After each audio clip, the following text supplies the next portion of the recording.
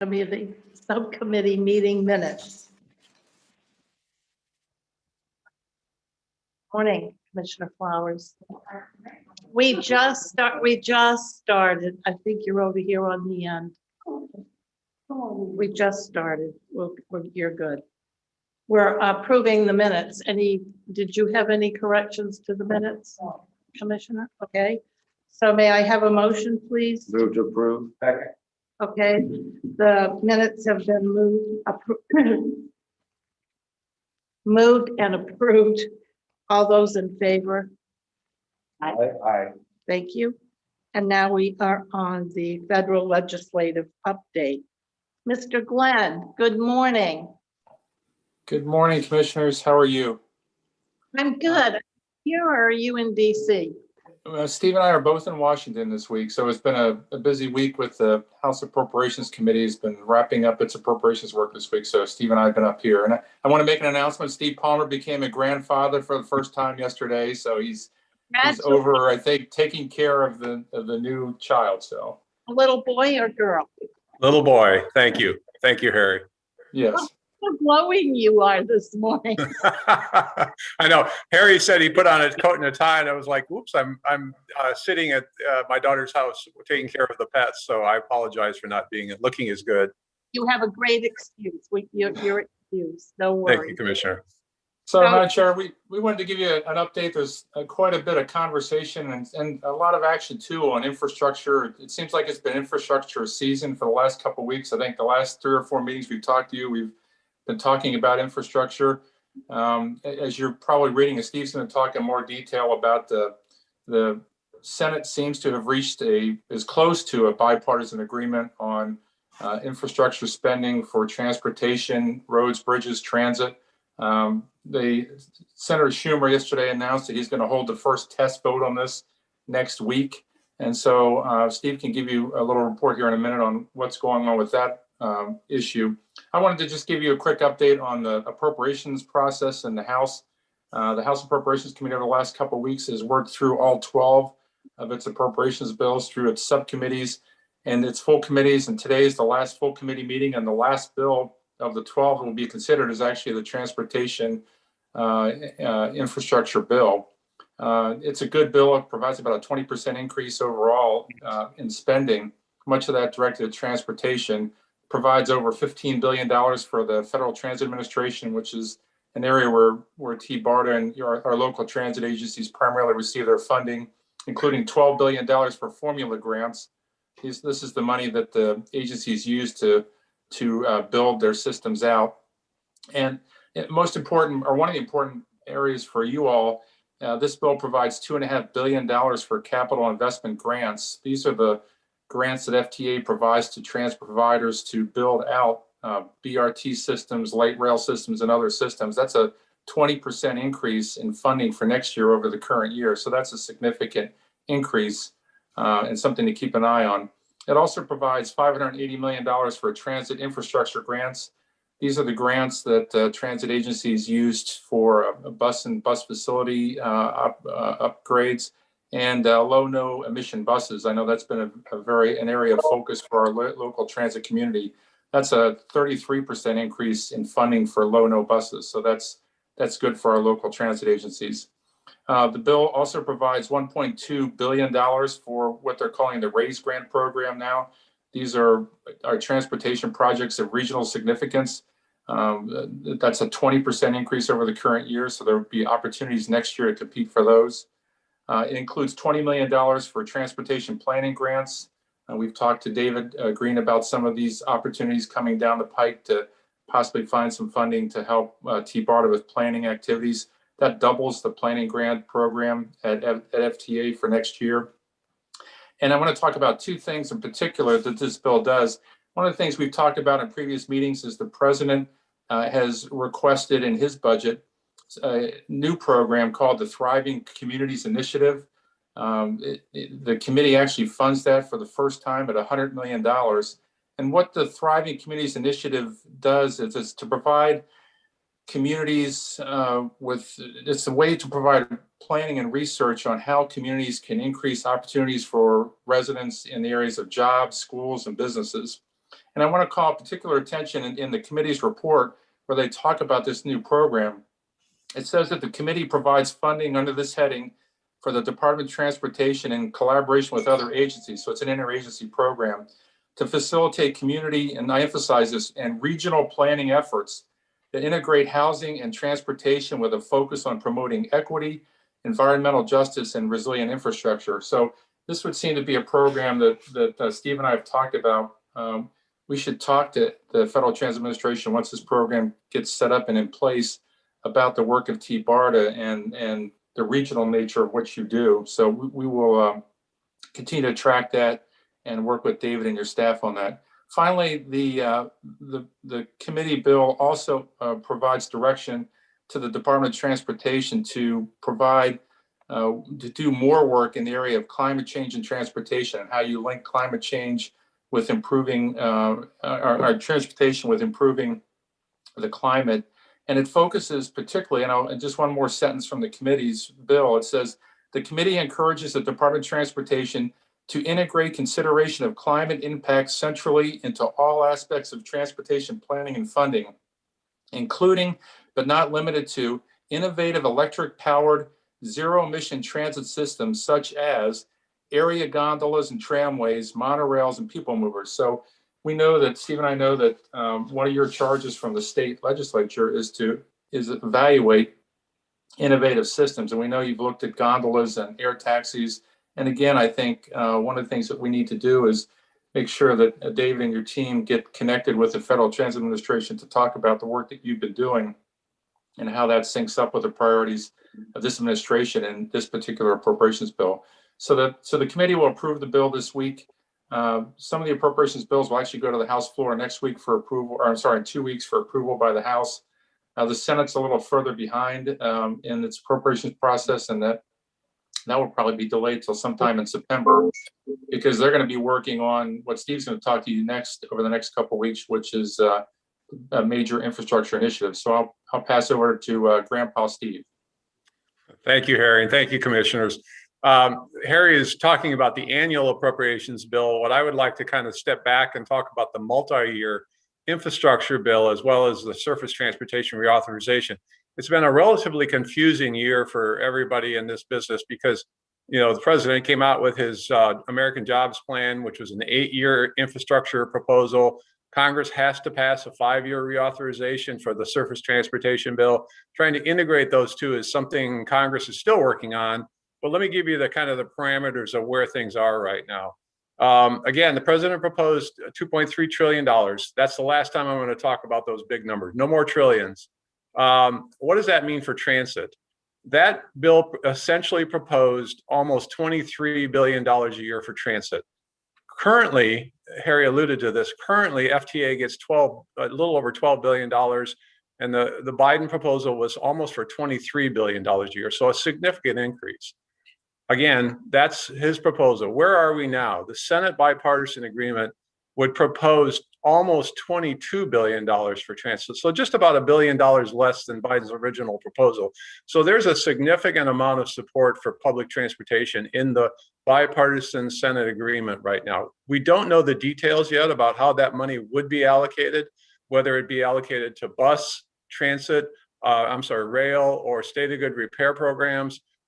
We assume it's across the board. You know, transit's always had the 40-40-20 kind of split between bus, rail, and state of good repair. So that's kind of where we think things are heading, but we have to wait for the details to come out on that. So as Harry said, the plan is by the Senate leadership is to try to take this bipartisan infrastructure bill to the Senate floor, maybe next week, as soon as he can, as soon as they can keep everybody together they need 60 votes to pass this. That's why we always emphasize the bipartisan. Shortly thereafter, and I'm just going to give you set the stage for this, because you might have heard something about this. Shortly thereafter, the Democrats will try to go alone on their own with a $3.5 trillion American Families Plan bill. That was the health care, the child care, the nutrition increases, so Medicare increases. So that's a different proposal. Transportation is not a part of that, but you're going to hear more about that if they can hold the bipartisan infrastructure bill together. Now, Okay, so we do know that on the House side, where they have passed a 5-year surface transportation bill, there are a number of different provisions in there that I want to highlight, just a couple that are beneficial to TBARTA. As Harry was talking about the increase in formula programs, the House passed bill, and this was passed 221 to 202. So there was a great deal of support. There was even a bipartisan support for the bill. But they would fund transit at almost $22 billion a year as well. So I think what we're looking at is the possibility or the likelihood, I should even emphasize, that transit will go from about $12 billion a year to close to $21 billion a year next year, if all comes together. And that's going to be a significant increase, almost a 50% increase in formula programs. That will help TBARTA tremendously. There's a priority of $4 billion in the House bill for zero emission buses, which includes low-no and other kind of programs. They're going to emphasize increasing service in unserved and underserviced areas. And Harry also mentioned the fact that there's this Thriving Communities initiative, which is trying to help close transit equity gaps. So there's a lot of new initiatives that are coming forward this year, I think, that will be helpful to TBARTA. We don't know all the details yet. And that's just because, like I said, in the Senate, we haven't seen anything come out of their negotiations about how they plan to spend this money. But I think we can leave you today, at least with a hopeful impression that there's going to be quite a bit more money coming down the pike for transit. Harry, I'll turn it back to you, or commissioners, if you want to ask questions. The only thing I would add, Steve, is that, just to put in perspective, Steve was talking about trillions of dollars and $1.5 trillion and $3.5 trillion. Just to keep in mind that the House Appropriations Committee has marked up all 12 of its appropriations bills on the discretionary side. This includes national defense and all of our health programs. And the total annual discretionary spending for the committee to consider is $1.5 trillion. So when they're talking about $1 trillion to $1.5 trillion for infrastructure and $3.5 trillion for this other bill, it's a huge amount of money, as Steve said. So there will be, if it's passed by Congress this year, there'll be lots of opportunities, I think, for transit agencies across the country, including TBARTA, to plan for and to execute projects. So I'll pass that back to you, Madam Chair. Thank you. Thank you, Harry, and thank you, Steve. Are there any questions from Commissioner Starkey? First, I'm grateful that we may get some more money, but where is it all coming from? But I do have a question or a request, because there's so many different pots and so many numbers being thrown out here, and I'm writing notes as fast as I can. But if I could get a one-page document with the different programs and the possibilities, even if they're just possibilities now, so I can keep it straight. It would be very helpful for me. Thank you. Anyone else? Chair. Chair Holton? Yeah, Harry, thanks for that summary. Quick question. I know that earmarks are back in the House side now. Can you discuss the possibility of going forward if TBARTA could potentially look to a specific earmark in the Tampa Bay region down the road? Probably not available in this obvious budget, but going forward as an idea to look at specific earmark types of opportunities for Tampa Bay. Yeah. So, Mr. Chairman, there were really, this year there were two earmark possibilities. One is through the appropriations process. For the first time in 11 years, Congress brought back they call it a couple different things now. The word earmark is verboten, so it's more congressionally directed spending or community funded projects, or that came back to a limited degree. House members were restricted to only ask for 10 projects this year, and they were only in specific accounts. That said, the transit programs were an eligible program for earmarking, and both Congresswoman Castor, Congressman Christ, and Congressman Bilirakis and Congressman Buchanan did ask for request earmark spending this year. So there's an opportunity that we can work with David to think about potential projects for next year, things that might look for an earmark. There also was an earmark opportunity in the bill Steve talked about that the House passed at the end of last month, the highway bill, there was an opportunity to earmark projects in there. And that bill only comes up once every 5 years. And so once that bill becomes law this year, there won't be another opportunity to do earmarks in the highway authorization bill for a couple more years. And it's really unclear what's going to happen to the earmarks that are in the bill this year, because the Senate so far has not earmarked any projects in their version of the bill. So we're not sure how they're going to reconcile those. I will say that on the Senate side, Republicans in the Senate have not been as forward leaning on the earmarks. There is an earmark process in the Senate appropriations bills, but neither Senator Rubio nor Senator Scott are engaging in the earmark process this year. I don't know what will happen next year. So, but there are opportunities, I think, Mr. Chairman, to work with the local House delegation if we can identify something that a project. But that said, the thing to keep in mind, there are some matching requirements on these earmarks for the first time. In years past, there really wasn't a matching requirement for an earmark. It was a straight out 100% federal funded project. Steve, I'm not sure on the transit side what the earmarking was, but there were some of these programs, depending on the agency, were 50-50 programs, and they went as high as, some cases, 80% federal, 20% local, and in some cases, even 100% federal and 0 local match. So I don't know, Steve, if there's anything you want to add to that. It's generally 80-20 for transit. Low-no grants are 90-10. So there is a local match, not as much as 50-50, but it is a requirement at least of 20%. All that could get in. Okay, are there any other questions from any of the other committee members? Anyone? I have a question. Harry, it's for Harry, but Harry, I did not see or hear in your report any opportunities for waterborne transportation. And given that we do have one project that traverses county boundaries, it seemed to me that there might be some opportunity. Do you know if there's anything in the infrastructure bill that is focused on that? There is an annual ferry boat program. I believe, Steve, it's funded through the transit infrastructure grant side of the transportation appropriations bill. We'll have to go back and check. It's kind of buried in the legislation as to what the funding level is. It's usually funded about $30 million a year to provide infrastructure for ferry programs, not operational costs, but to buy ferry boats and to upgrade dock and other shoreside facilities. So there will continue to be funding for that. Commissioner, if I can, Harry's correct. There is money. We don't know if it's going to be in the infrastructure bill, the multi-year bill.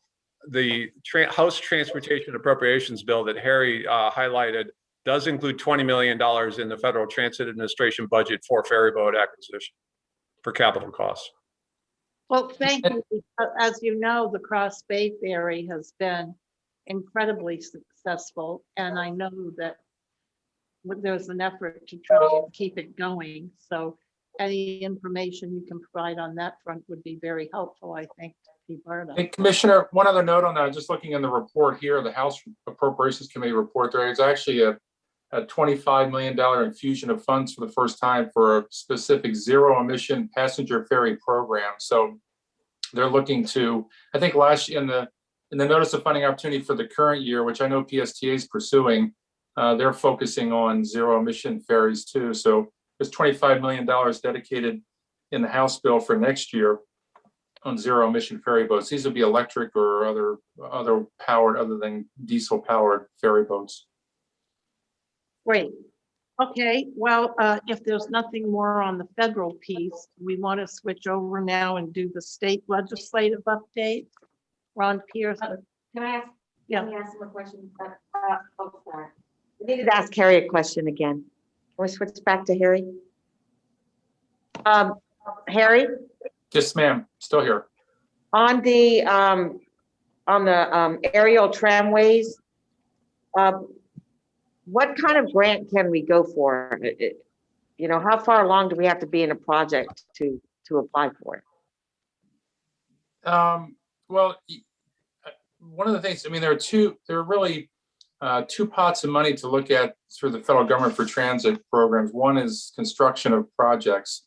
And so that's when you're actually going to build out a project. But there is, and we did talk to David about this earlier this week, there are funds out there for planning grants for this. And that's, I think, one of the things that I was talking about in my report earlier was the committee's encouraging the Department of Transportation to look at alternative powered transit systems, and that would be more of a planning grant. So I think that would be something, I'll pass over to Steve for his comment, but I think that's something that would be in line with what you all are doing, is evaluating future transit platforms. Steve, anything you want to add to that? No, that's pretty much it. You've covered it. Okay, All right, thank you. thank you very much. Ron? Good morning, Madam Chair, members. I'm sorry I can't be with you in person today. I'm actually up in Atlanta with my son at a baseball tournament for the next few days. But let me just cover a couple of things. Number one, obviously, since our last meeting, the governor did veto the $1.5 million appropriation, which I think caught a lot of us flat-footed, and a lot of us were pretty surprised by that. I will share with you probably two reasons why the governor ultimately vetoed it. Number one, the amount of federal funding we received 2 years ago, and many of those dollars remain unspent. They mentioned that to me, and probably the most important reason I think they vetoed it is we continue to ask for non-recurring revenue for recurring operations, and there's no end in sight. So one of the things I talked to the governor's office about, and Alan Susky also talked to the governor's office about, was we continue to ask for dollars. They're not going to projects where there's an end in sight with the projects, that we're asking for state dollars for operations, and there's nothing we can point to in the future that will prevent us from coming in the future saying, we're not going to need dollars. We're going to continue to need state funding in the short term. So at this point in time, I've talked to David. I've talked to many of you board members. We're already put a request in with the governor's office to talk about, moving forward. What can we do to address some of the comments and concerns that were raised by the governor's staff? That request is in. I thought we were going to have a meeting 2 weeks ago, but due to Surfside, they've put a lot of those meetings on hold. So hopefully later this month, we'll have a meeting with a couple of key people in the governor's office to talk about kind of moving forward. What can we do to make sure that A, we're relevant, and B, would have the support of the governor's office. We're able to get dollars back in. Number two is, and I've talked with Commissioner Long about this, is meeting with DOT as well. I think sitting down not only with local DOT, District 7, but also in Tallahassee as well, to maybe see what ideas they may have moving forward. Number three is meeting with President Simpson. As you all know, the only reason we're even in the budget in the first place was because President Simpson made it a priority for us to get in there. And so I'm sitting down with his staff to get a better understanding of moving forward. What does that look like? And then last but not least is, I think we need to have a plan moving forward on, if we're going to continue to ask for non-recurring items for recurring expenses, is there a better way to frame it from the standpoint of, are there projects we can tie it to? And I'll give you one example is, in the last year, we've started doing some transportation disadvantage services that cross county lines.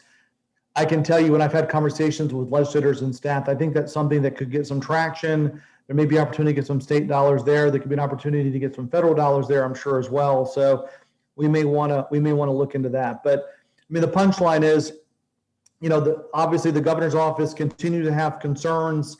We're trying to address those concerns as best as we can. But when we continue to spend non-recurring revenue on recurring operating expenses, not even construction, but on operating expenses, I know they're going to continue to have concerns moving forward. So I'll stop there and be happy to answer any questions. Thank you. And before we get into the questions piece, I just would like to reiterate again that I think we are going about this the wrong way by continuing to ask for non-recurring money to pay for operations of TBARTA. I think it would be very meaningful, for those of us that are elected officials that serve on MPOs, or in our county, it's Forward Pinellas. We have an opportunity to attend through the university a curriculum that teaches transportation funding for public entities. And because it's so complicated when you have to think about the local match, the federal money, the state money, and how that all comes together. It seems to me that we would benefit greatly, and the board would, by having a little bit of a strategic plan as it relates to our strategic initiatives going forward with our elected officials. Because until they buy in to public transportation and provide some dollars to fund it, there's not a public transportation system in the world that isn't subsidized by some level of government. And so I don't know if anybody else has any interest in learning about those different pots and how one works with the other. But I think we're shooting in the dark when we just pull a number out of the air and have no justification for how we're going to spend it except for operating. That's that's the bottom line as far as I'm concerned. And I want to welcome Secretary Gwynn, who walked in during the first part of our meeting. Thank you for being here, Mr. Secretary. So anyone else have any comments or questions or thoughts? No? Well, stay tuned, Ron. I'll work with you. I'll work with Harry later on in today's meeting. I think there might be a little bit of conversation about resurrecting the idea of a transportation summit, and maybe that could be a place where we talk about the funding mechanisms as well as the merging or the joint board meeting with the Tampa Bay Regional Planning Council. There's a lot of synergies there. We've talked about that before. And I think it might be time to explore it now that we're moving forward a little bit. So with that said, if there are no, yes, Commissioner Stark. Well, we could do it in another meeting, but we brought it up at the TMA Mhm. about having the summit, and I talked to David about it. I do And too. and I thought, I actually had thought, we said we wanted to do it and let's move forward with it, and then I learned no action. There was someone thought that was not an action item, but in my mind, we gave an action item. And so I think we need to define that a little more today. Okay, well, let's do that Yes. under other business in our regular meeting. And with that said, in deference to the time, how about we adjourn this meeting and we'll take 2 minutes and then go into our finance committee meeting. I'd like to let you know, for those of you that are here, that we do have coffee right here behind us in the conference room if you would like to partake. And I'm going to go get some and I'll be right back. Thank you.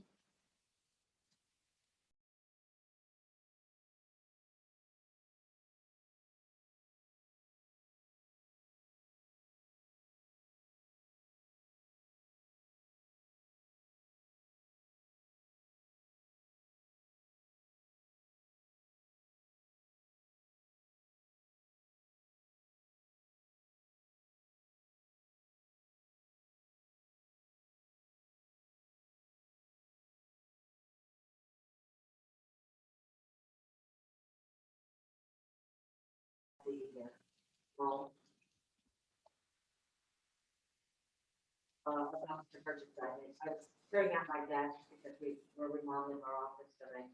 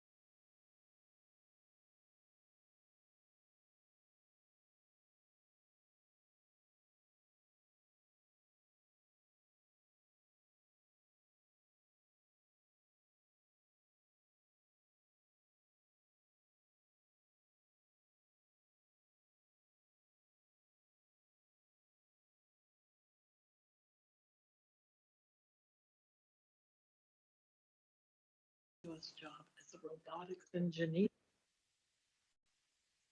He's doing a lot of stuff. Yeah, we got people that's working here in a few months to make $6,000. Are we ready, Boo? Okay. Then without further ado, I will go ahead and call the Finance Committee meeting to order, please. And Melanie, do you want to come up to the podium and give your report? And while you're walking up there, I'm just, what? Take it off. Okay, well, I'm not in control of the air conditioning.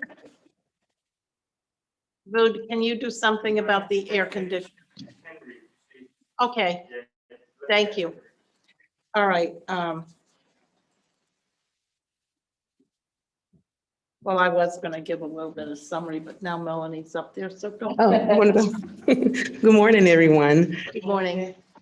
So the financials, for the June financials through the month of June, the net surplus was $322,975. And this is $425 over the budgeted amount of $322,550.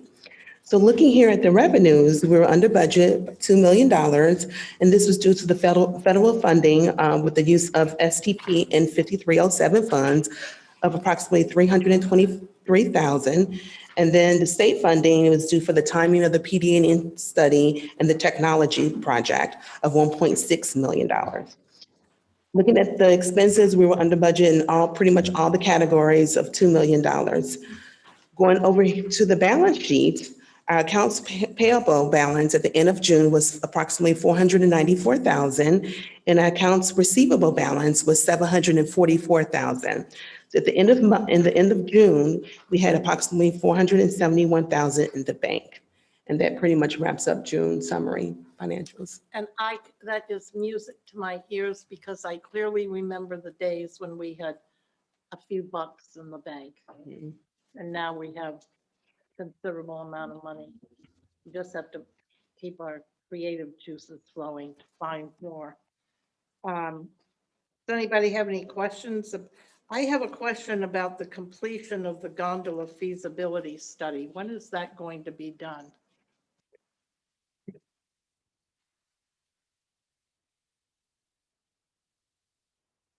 We should have that study wrapped up around the end of the year. Around the end of the year. Yeah. And do we have a plan for where it will go? Well, the two corridors that we're looking at is in downtown St. Pete from the Tropicana Field area to the pier. And in Clearwater, we're looking at from downtown Clearwater to Clearwater Beach. And when was the last time we met with the mayor for the city of Clearwater? Yesterday. Very good.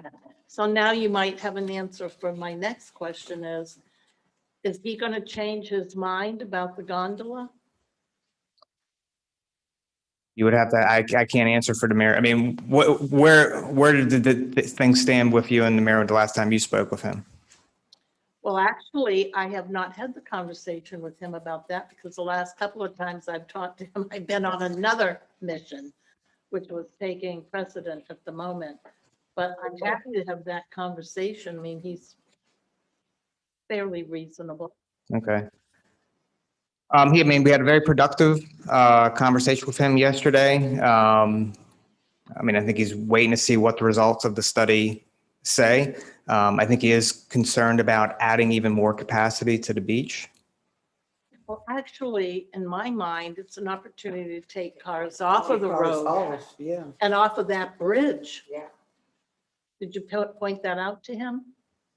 Yeah, we talked about all of that. Who was with you in the meeting? The consultants from SCJ Alliance were the ones leading the meeting. Uh-huh. Well, wouldn't that be shown in the study?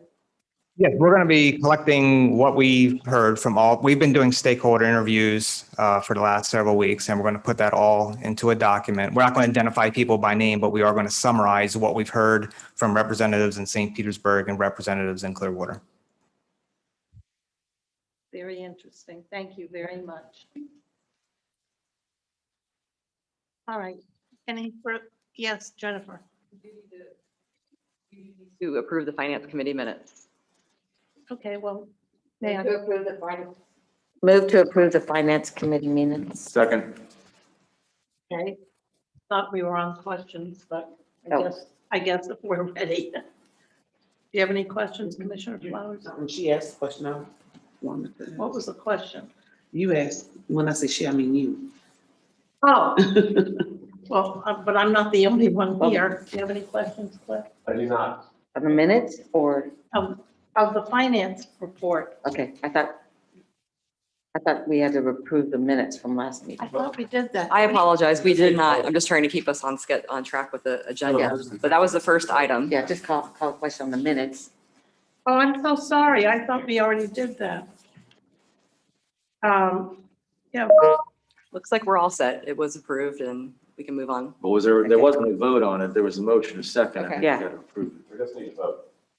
all in favor of the minutes, please say yes. Yes, Yeah. hi. Thank you. Motion passes. Thank you. And now can we get back to the finance committee, please? Nobody has any further questions on the finances? No? What, do we have any public comment, Jennifer? No? All right, then may I have, I guess it would be appropriate to,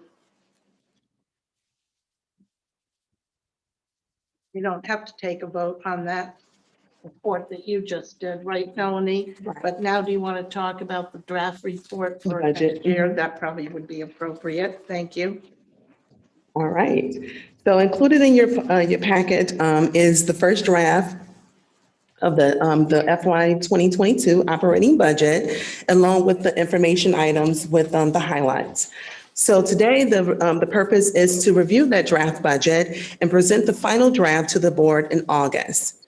So going over each of the budget categories that we have for 2022, we have budgeted $3.8 million for expenditures for FY '22. Now, this is $3.1 million less than this year's budget, which is FY 2021. So going through each of the categories in the draft budget, the first category is rent. Now, rent is probably the only category that has an increase due to we didn't have any rent expenditures last year for FY '21.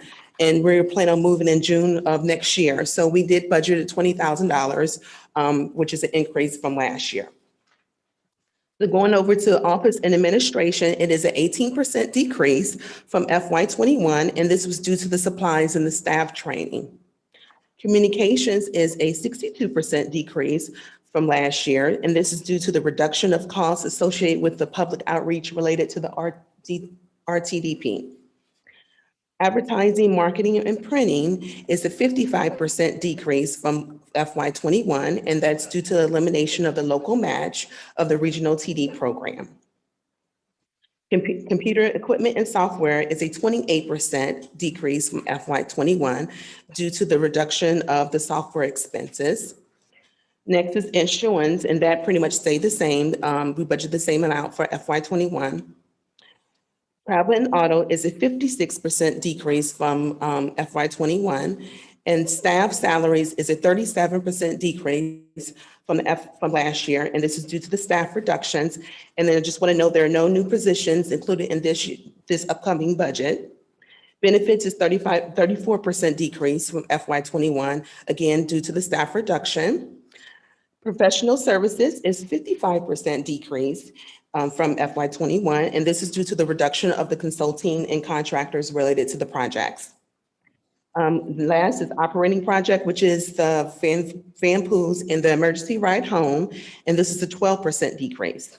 So looking over the 2022 budget, we have our funding resources includes 5 federal grants, which includes the CARES Act, which is funding $753,000 for the salaries and benefits.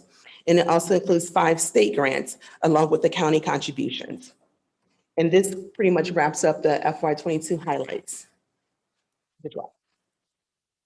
Any questions or Well, comments? yes, but my questions are for David, because in drafting this budget, David, are you considering any kind of a strategic plan with the board so that we have an opportunity to weigh in on for example, further operational savings that might be gleaned were we to decide to partner with the Regional Planning Council?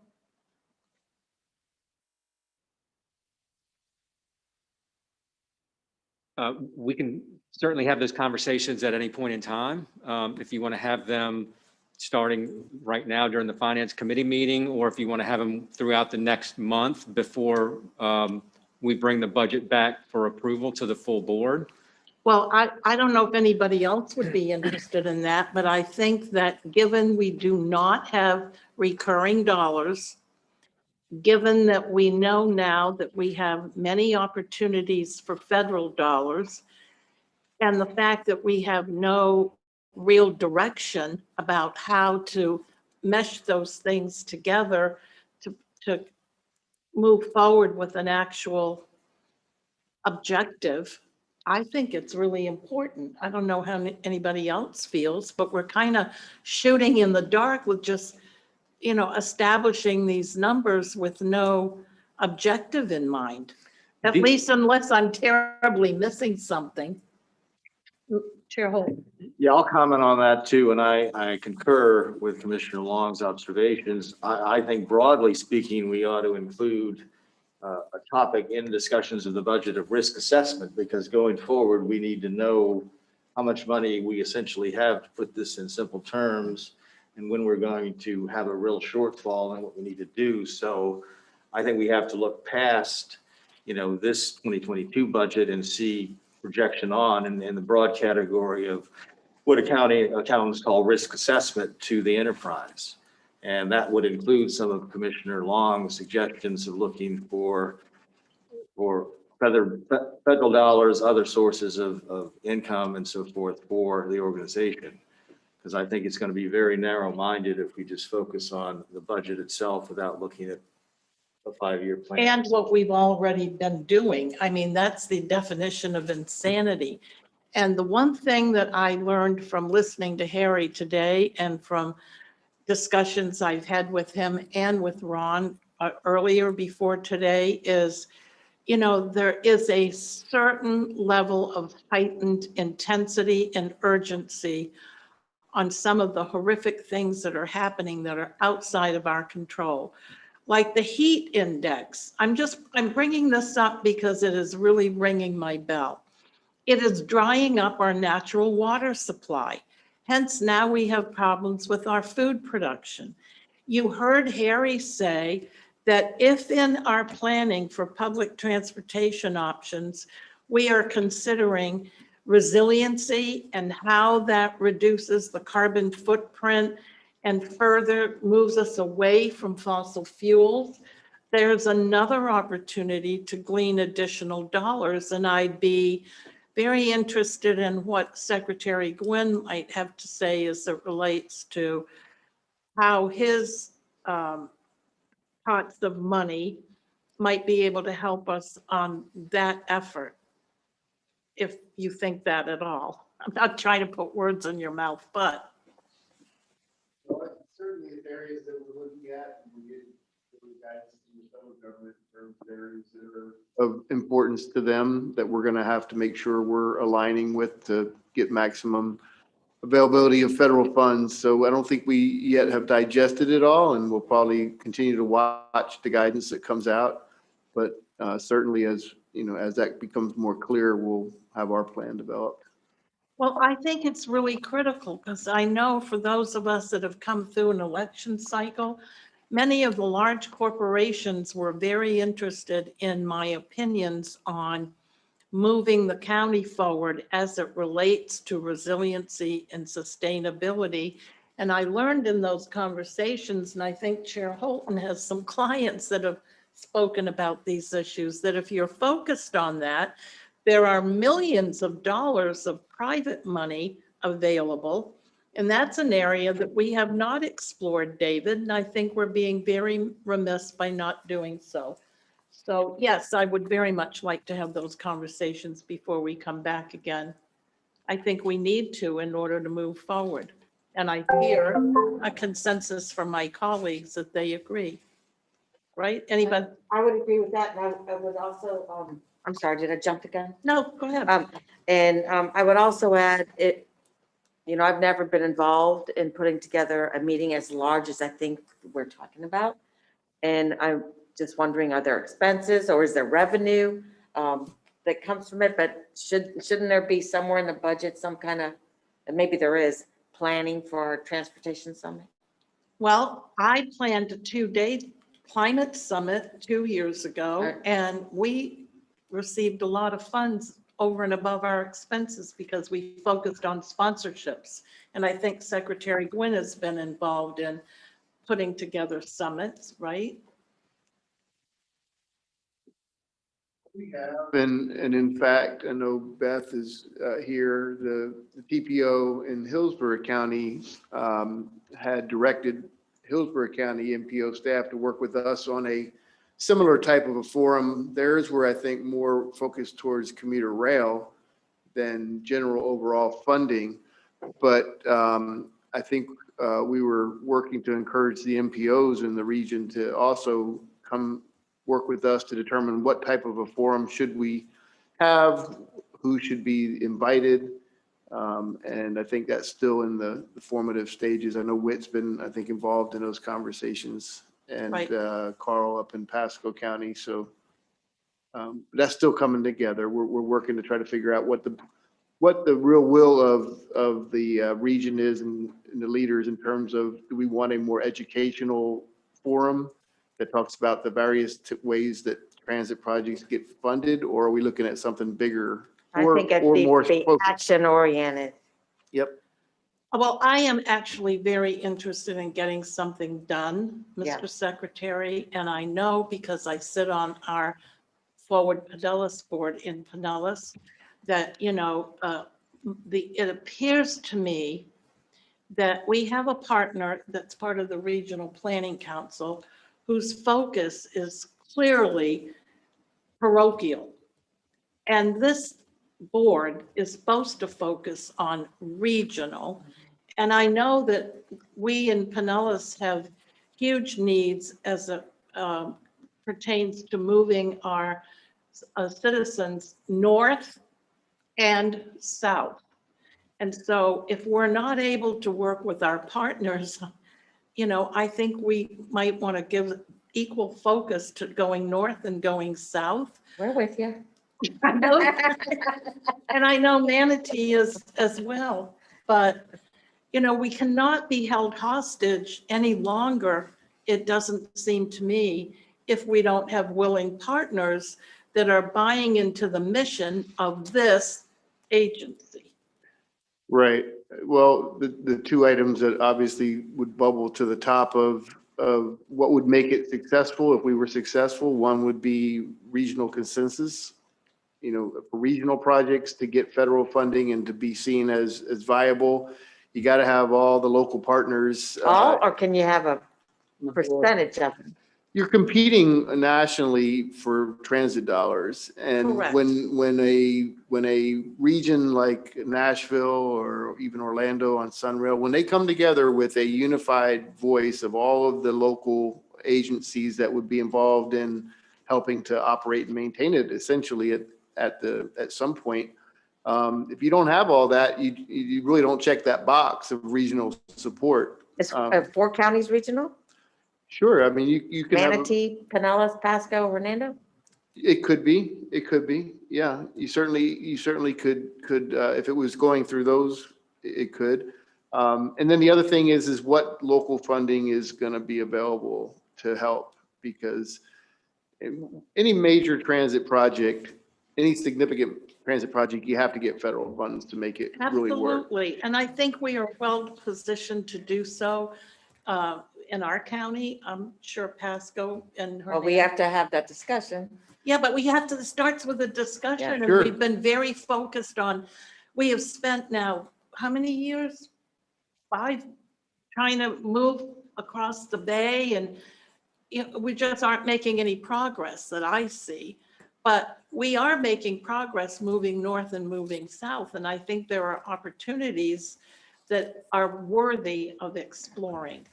Well, part of what we had talked about doing at a forum like this is to bring in people who have had successful regional transit projects to talk about how they navigated, the path to get from an idea to opening up a system. And there are some good ones in the state and around the country that have had things somewhat similar to what we're looking to do. But yeah, eventually at the end, though, we have to have the local money to both, commit to the federal match for for the construction, the first costs, and then some mechanism with a dedicated funding source or a obligated funding source that we can show them that this is what will be used to operate and maintain the system once it's built and turned over to the local. Now, there are some opportunities within FDOT that didn't used to exist for helping to fund operations and maintenance on a regional system for a period of time. And that's all still being worked out exactly, but typically it's some up to 7 years. It can be some with the goal being at 7 years to turn it over to the local maintaining operating agencies. But 6 years is the number that we need in order to really get something going. And I tell you that because that's how long it took to get our money for the Sunrunner line. But we did get it. And so I think there's a huge opportunity now to just take that line right up into Pasco County and down into Manatee. And that's a great connector piece for, Hernando. yeah, Mhm. seriously. Okay, yes, absolutely, please. So Secretary Gwynn, I'm going to say it as clearly as I hope I can say it. Does it really make sense for us to work on regional transit systems in the Tampa Bay area with the middle left out? I mean, the middle needs to be in to make any sense out of it to me. I understand that middle is Hillsborough, I think is what we're talking about, but I like the idea of going north and south, if that can be regionally connected. But what happens if the middle doesn't cooperate? Well, it would make it difficult to compete for a federal. Right. I mean, because the other ones are going to cooperate. What we would end up is, for instance, what we could do is when the express lanes are ultimately built between downtown Tampa and downtown St. Pete to Gateway, we could run express bus and express lane service. That would be one option. We could look at things like we're doing in Pinellas now, where we're doing a bus on shoulder pilot project. There's opportunities to look at those types of operations. So, but those don't require a lot of capital investment above and beyond the roadway improvements that we would do anyway. There's some rolling stock but that's where, if you want to go beyond that, I think is where you really need all the partners to buy in. But that's also going to be the challenge. I know Hillsborough County wants to look at rail, commuter rail. But that's going to also require consensus from Pinellas, Pasco, others. So, any regional project, it's finding a way to, I think we don't necessarily need to just support one project. We can support multiple projects, especially if they're serving different needs or if they have different mode, different rail versus bus type of, so. But the short answer, I guess, is it doesn't make a whole lot of sense to go after federal money if one of the local agencies in there is going to be against the project. Then the second thing, Madam Chair, I'd like to mention as we talk about David's budget proposals for 2022, we did vote and ask him to provide us a budget that did not include reoccurring funds. We've got to go over that whether we like it or not. Right. And to me, it's a separate sort of marketing discussion about where we go get additional dollars, what other pots of money we cultivate. That moves into an income stream. And I know in my business, I'm a private sector guy, but I can talk all day about the money that I would like to have. Meanwhile, I have to budget and spend what I have. Correct. So marketing going after additional dollars is something we should all agree to go after and find different funding pots of money to actually make it sustainable. Meanwhile, David's doing what we asked him to do as far as the 22 budget is concerned. Right, but I hope you've all had an opportunity, I hate that word, but you know what I mean. In the end of this report here, did you take a look at how many unfunded things there are in here? It just really rang my bell. We need more money. We need reoccurring funds. We need to be relevant and we need to complete a project. So we need to stay on BRT and we need to show that we can actually accomplish something if we want people to believe in us. And if we're believed in and accomplish the things we're trying to do, we'll get funding. Lack of funding just means they don't quite understand the benefit of our agency.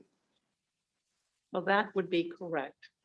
Well, Renee and then David, Commissioner Flowers. Thank you, Madam Chair. Melanie, I'm just going back to the spreadsheet you provided us under professional services for other feasibility planning studies.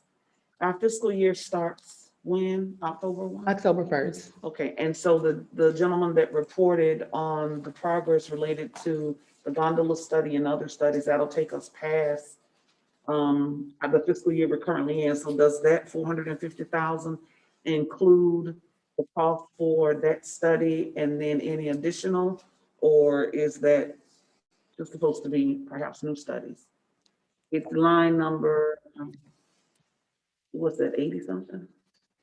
The gondola study is, I'm gonna have the spreadsheet, so it's for 389,000. If you're looking at, it says area gondola study.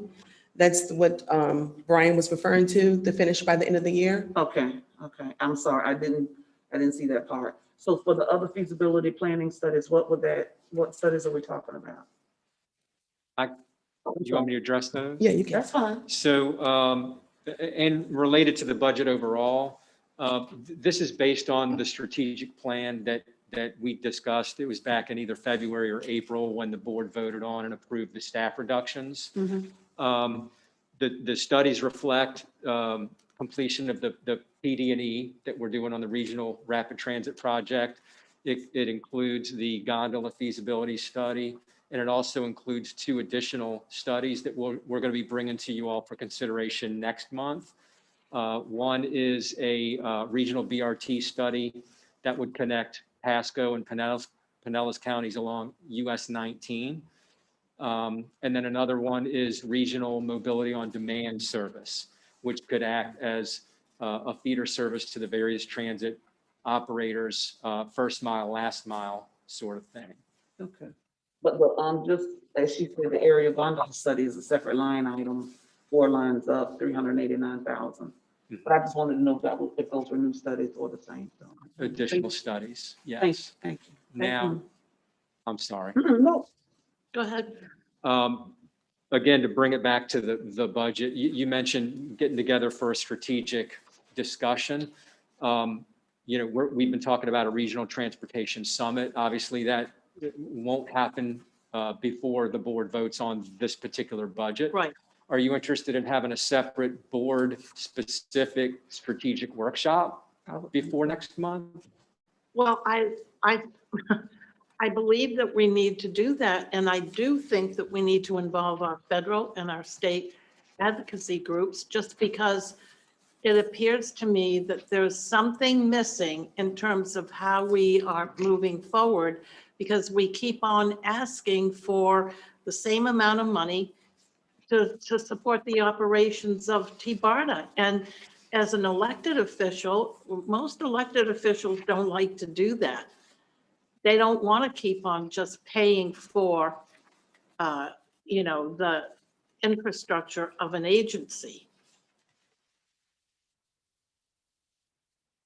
So. Okay, so we will work on a workshop for the board so we can have those conversations prior to voting on the budget next month. I think it's important. I don't know.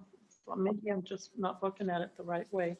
Commissioner Flowers? I just think we need to not only look at that as a part of the strategic plan, but just to prioritize, because we have quite a few wonderful projects in the conceptual phase. But prioritize which ones can we get out of the gate, like Commissioner said, we need to be able to show that we've accomplished something in order to move on to the next thing. And if what I heard was correct from Harry and our other lobbyists, when you're applying for those applications, you have to put in there what you've done, the direction that you're already moving in and how you're building on that. So I don't have a problem with a strategic plan, but I do think we just need to try to prioritize the things that we're going to do and the order that we want to do them. And I know some of that is contingent on funding as well, what funding streams come down to complete the project. Are you trying to get attention, Brian? Go ahead. Quick correction on a gondola study. I said end of year, I misspoke. March 2022 is when the study will wrap up. So I just wanted to correct that. See, that's why I was asking a question about other feasibility studies when I saw that going out. So, yeah, well, that conflicts with when the legislature is in session, if you think about it, because they go in early this year. January. Okay, Sure. yeah. To clarify 1.2 to Commissioner Flowers' point, and I totally agree, just because our largest project, we have some dissension on that from Hillsborough County, doesn't mean we can't focus on some of the smaller projects like gondola and things like that. It's always good to hit singles and doubles. You don't always have to go for the home run, and hopefully we will get that. But I don't think all of our energies need to be focused on that to the exclusion of every other good thing we can do. Potentially in a north-south corridor or more limited fashion and so forth, because that might be the way to get buy-in consensus from the whole group to tap into federal money now, because we're in an opportunity to get a lot of federal money, in the next 2 to 3 years. So I think we have to take advantage of that and not be exclusively focused on the BRT. Obviously, that needs to be a primary. We need to look at some of the other projects that we have in the pipeline too. Well, obviously, this is a lot of discussion that we're having in an effort to move forward because we still have the policy committee coming right up. David, do you want to move to the BMO annual performance review, please? Yes, ma'am. So this is an action item for your consideration. The board awarded a contract for professional legal services to Bryant Miller Oliver effective August 3rd, 2018, which continues until terminated. The contract states that prior to August of each year during the term of the agreement, the board shall review BMO's performance and compensation. For general counsel services, we pay them $250 an hour for attorneys, $125 an hour for paralegals and law clerks. And then we also have a different category of counsel services for bond counsel, disclosure counsel, and P3 counsel. And they involve $300 an hour for shareholders, $260 an hour for associates, and $90 an hour for paralegals. BMO has requested a slight increase of $5 an hour for attorneys performing general counsel services, which would increase their rate from $250 an hour to $255 an hour. All the other hourly rates that I just mentioned would remain unchanged. The proposed increase is included in our draft fiscal year 22 operating budget, and staff is fully satisfied with BMO's performance. So we are recommending that the Finance Committee advance this item to the full board to continue the professional legal services agreement with BMO and approve an increase of $5 an hour for attorneys effective August 1st, 2021. Okay, are there any questions and or a motion to move this item? Second. Okay, it's been moved and seconded. All those in favor, please say aye. Aye. All right, David, how about the US 19 BRT feasibility study? This is an item that we'll be bringing for your consideration next month for a task order. We have some federal 5307 funds that are eligible to be used for this particular study. It would be a regional BRT service. We have discussed the project with both transit agencies and both MPOs and FDOT as well. And everybody seems pleased with the idea and would like to move it forward and take a better look at it. Okay, that sounds good. We'll look forward to more information on that. How about the regional mobility on demand feasibility study? So we'll have a presentation for you on this next month. Mobility on demand is, it's a type of service that typically operates in two scenarios. One, it would replace underperforming fixed routes, and two, could act as a first mile, last mile service. We are interested in taking a look of mobility on demand services that would cross county lines and basically would connect people of one county to transit service in the adjoining county. Okay, so we look forward to more information on that. And are there any further questions? Because if they're not, we're going to move right into our policy committee meeting. Yes? Okay. Are there any other members that are here that are supposed to be on policy? I don't see anyone.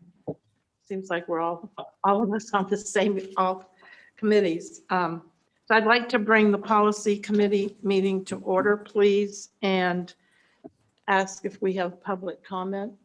What? We have a different chair for policy, but I don't, Well, we're supposed to. That's Rich. yeah, he's not here. Rich isn't here Okay. today. Yep. So Yep. hence, Let's go. Fire away. Just stay right there. Yeah, just keep on tracking. so sweet. Yes. So he would chair this meeting. Oh, She can stay on point. I can't get my thing keeps turning off on me. I've had it on and off and on and off. So I'm gonna let Commissioner Long to stay in charge. is that all right with you, Yep, Mr. Zimmer? that's fine. Thank you. Do we have any public comment, Jennifer? Ma'am. No? Okay. May I have a motion, please, to move the consent agenda item, which is the May Policy Committee meeting minutes? Move to approve. Okay. It's been moved and seconded. All those in favor, please say aye. Aye. Okay, now we are on discussion and/or action items. Brian, can you do whatever it is you do in the next 6 or 7 minutes, please? So, good morning. At the March Joint Policy Finance Committee, do you need to? Commissioner Starkey had brought up the topic of the CSX corridor, and she was interested in getting information on previous analysis that had been done of this corridor. The RTFP at the Regional Transit Feasibility Plan did look at it. However, that's not the only time this corridor has been studied for passenger transport. We asked Beth Alden, the Executive Director of the Hillsborough MPO, to come discuss how this corridor has been looked at in the past, because Beth has a wealth of institutional knowledge about the CSX corridor. With that, I'll hand it over to her.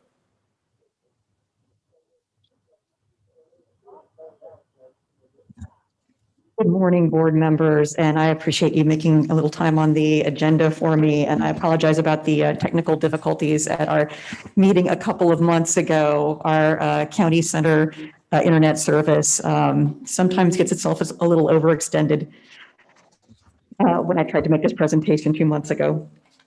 I did want to let you know that although we don't have a consensus right now on the Regional Rapid Transit Project, there are many projects that we've worked together on in the past, including one that you mentioned this morning during your budget meeting. I'm just going to take this off so I can talk more easily. The Surface Transportation Program funding for the van pool program is available for TBARTA's use because the Hillsborough TPO prioritized that funding in our transportation improvement program 3 years in a row. That's one thing that we've worked together on. We've worked together on staff services for the MPO Chairs Coordinating Committee. And actually, we've worked together before on looking at the CSX corridors. One of the reasons why we are challenged to participate in regional projects is because of funding. That's exactly what you were talking about with respect to TBARTA. And I think it's a great idea to have a regional summit to bring up the topic of funding. It's certainly something that we are working on very strongly in Hillsborough County. And funding ultimately is the big challenge. It was coming up with the local match and the operating dollars for the Sunrunner project that made that project feasible. Not that it's regionally significant. It got that federal capital investment grant. It got that state New Starts funding, and it is a project within one county. The challenge is funding. And if we are going to be able to come together on a major project that connects our counties, we have to, within Hillsborough, have an idea of how we are going to be financial partners in that. And we're not ready to have that conversation with you yet. We need, obviously, to get our house in order before we are there. But I would like to talk with you about the CSX corridors, at least from the point of view of right-of-way preservation, because they are a significant asset, not only in Hillsborough County, but in the region as a whole. I'm sorry, it's down. So this slide highlights some of the projects, in particular the ones in Hillsborough County. There have been many over the years. There also have been parts of the CSX corridors that have been included in projects in Pinellas. So for example, the Pinellas Alternatives Analysis actually includes part of one of the CSX corridors, the segment in between Clearwater and Largo, and is incorporated, and that is owned by CSX right now. HART has a complete environmental impact study for rail that includes the CSX corridor between downtown and USF. One question is, as we continue to experience strong development pressure in all of our urban areas, how do we make sure that these corridors will be available in the future for whatever mode is appropriate here? Pinellas has built some trails in former rail corridors, so has Hernando, and Pasco and Hillsborough. But certainly if these corridors are available for transportation, they offer a lot of opportunities. And they offer opportunities in areas that may be more pedestrian friendly and more walkable than along the interstate corridors. Well, Hillsborough County in particular has 4 major job clusters. 3 of them are connected by CSX rail corridors, downtown USF area, and Brandon, particularly the west side of Brandon, is a large job cluster. But as I mentioned, there are other opportunities to connect around the region. The HART alternatives analysis that was done in 2010 identified that there was no other continuous right-of-way available for rapid transit between downtown and USF.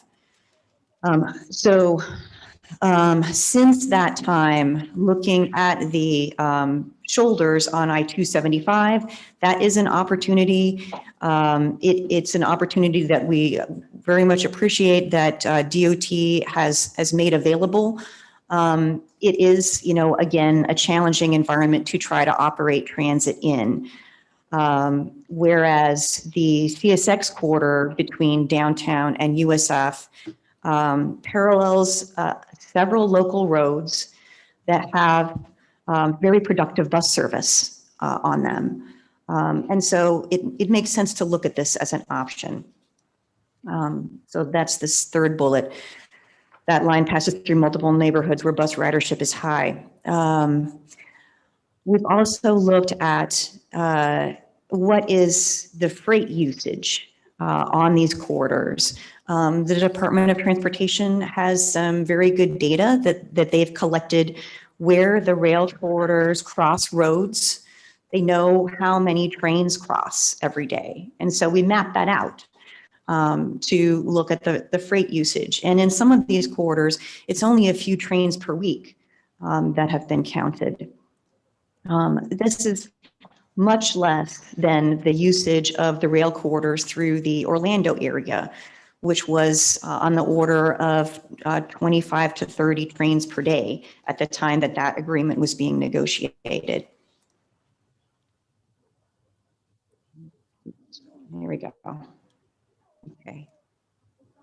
In the original TBARTA master plan, this same CSX corridor that I was just talking about, it's shown in green here, was identified as one of the top priorities for the region as a whole, and something that we were working together on.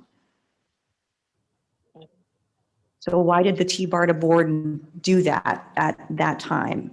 It was because the ridership forecast was good, as indicated with the deep red colors on these corridors through the center of Tampa, connecting to the region.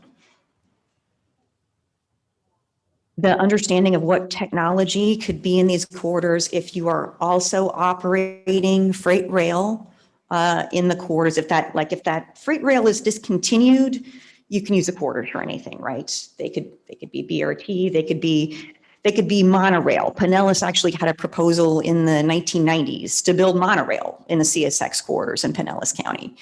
That would be possible if there is no freight rail operating in the corridors. Or alternatively, you could build a huge crash barrier between the monorail or bus rapid transit or what have you and the freight rail corridor. Those are the options that we understand are available now. On the other hand, if you put these crash-worthy passenger rail vehicles onto the track, the Federal Rail Administration will accept that based on their safety guidelines. And so this was the technology that TBARTA studied in the Regional Transit Feasibility Plan a few years ago. TBARTA focused on the downtown to USF corridor in part because, again, it has good ridership demand, but there is potential for that to extend out and be part of a regional system, as you saw in the earlier TBARTA master plan. And this just compares the corridors in Orlando and in the Tampa Bay area. So Orlando is highlighted in orange, and this obviously is a map that we created a number of years ago. But the Sunrail Phase 1 and 2 are shown in orange on this map, about 61 miles of CSX tracks. So there were a couple of financial agreements between DOT and CSX. So what's shown on here is the $150 million for the purchase of the CSX tracks. There was also another agreement that funded improvements on other rail corridors that CSX owned so that the high amount of freight traffic that they had on this corridor could be shifted onto other corridors. That may or may not be needed in our area because these yellow lines that I've highlighted in our region, these are dead end lines. And as I mentioned, there's not nearly as much freight traffic on these lines. So in my humble opinion, there is an opportunity for us to get a much better deal than Orlando had. And that looks like the end of my slides. I do have a much longer slide deck. I don't know if it was provided to you in your background information, but I could probably talk for 2 hours on the subject of how these lines have been studied in our region over the last 20 to 30 years. But those are kind of the highlights. So if you have any questions, I'd be happy to entertain that. Commissioner Starkey. Just have to go back to the beginning of your speech or discussion and say that we haven't been able to move forward with BRT because of a funding issue. We haven't, in my opinion, we haven't got to that issue yet because we don't have a plan. So if we don't have a plan, how do we know if we have a funding issue? And we haven't been able to move forward with the plan because your commissioner, I'm sorry, says the definition of region are the regions in Hillsborough. So I'm a very frustrated commissioner who's trying to think regional. And I think that CSX line has great possibility, but we have to get something done. And it's just incredibly frustrating to many of us that we have this problem in the middle of our region. So that's my little comment. I do appreciate that it's frustrating. The funding it is very clear what the funding request would be. No, Because I don't think it's clear because I have no idea what my number would be. So I can't communicate that to my board yet. the funding estimates have been formally presented by TBARTA's consultants on multiple occasions. They made a suggestion, but we haven't dug into it yet. And that's what we were talking about in our last finance meeting, Ms. Latham. And I'm struck by the comment that you made with regard to your folks aren't ready to have the discussion yet.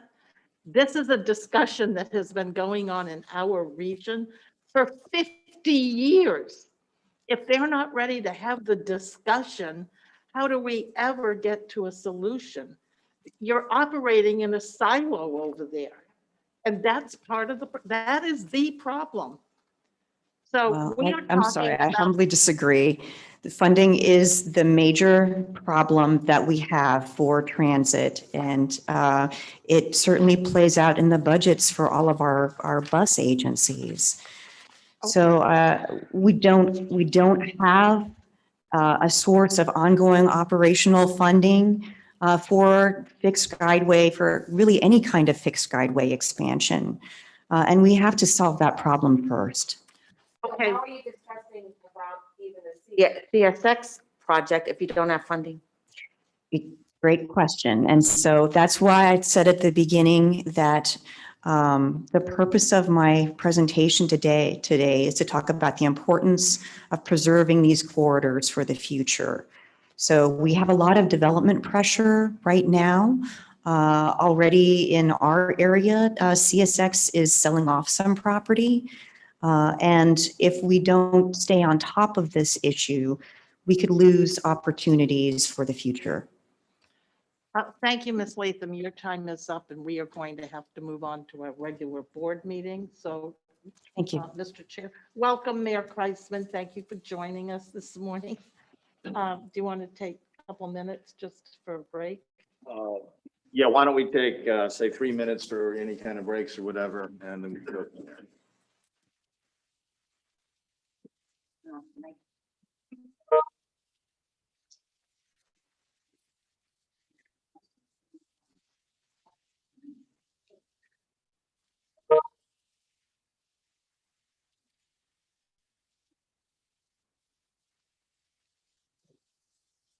I think you should, when you do, I think you should, PDF.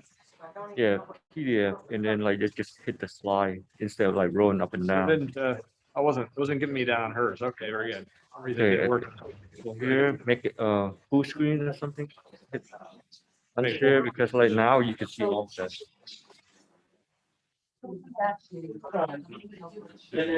Make that, and then like, I think, yeah, and then it won't show the other one. Yeah. Yeah, can you click on that real quick? Yeah. Somehow it still show that. That's what happened there. Like, these are, space bar didn't work. The one that we pulled out the other day, that's not.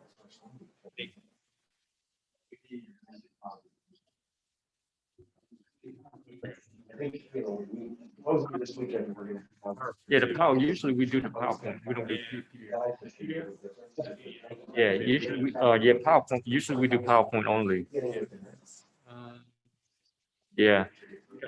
Yeah, okay, next time you just do PowerPoint and then they just hit next, it'll be a lot easier. Gotcha. All right.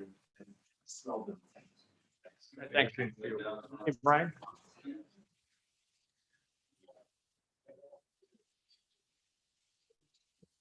Great job. Thank you. Just so you know, when you're, I have some gold signs. this is the last one. Okay. A PowerPoint should be able to. Yeah, that's that. But a PDF, you gotta scroll. Okay, To let you know. okay. That's a PDF, but the RRT, that's PowerPoint. Just coming. Yeah. This stuff doesn't help you.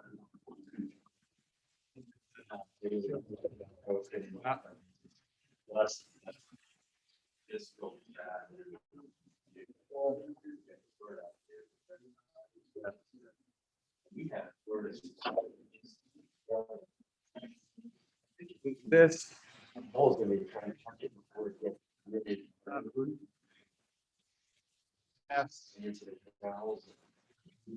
Before then, we're in better shape.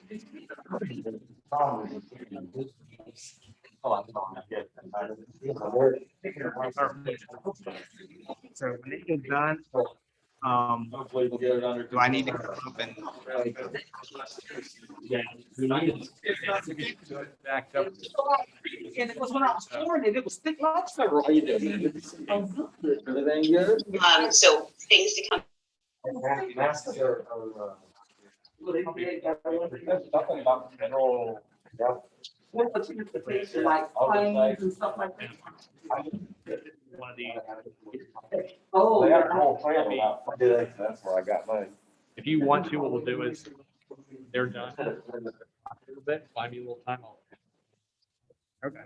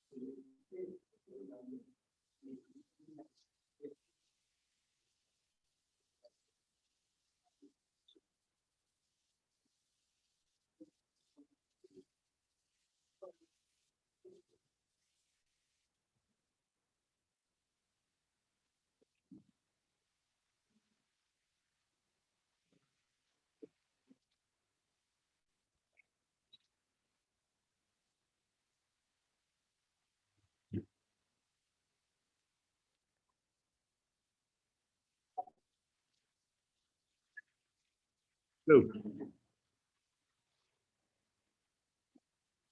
how was the birth trail? For real. Was it great? Yeah. I'm so ready for vacation. Turning back to better yet? Testing.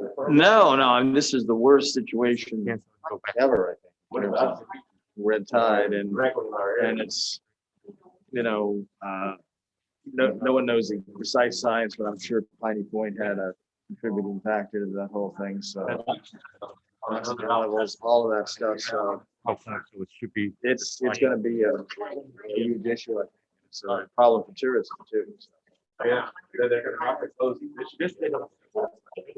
Fishing, fish kill was crazy, manatees are dying off, dolphins, I mean, it's crazy. And people on Zoom, they'll be. So they're mainly. That's like there. There's a couple on the East Coast that were coming back years ago, just. No, it was always Sarasota, Naples, that area, but now I think because of Piney Point and that storm moving this stuff into Tampa Bay, we have a disaster. That's true, that top. I think they need to hear that.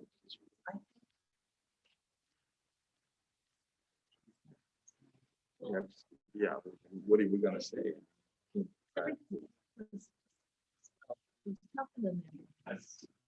That's why we gotta go.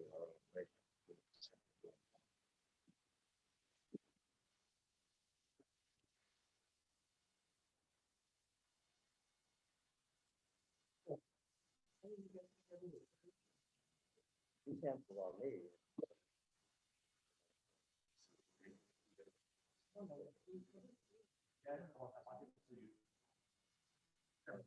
He's the one that's been following up.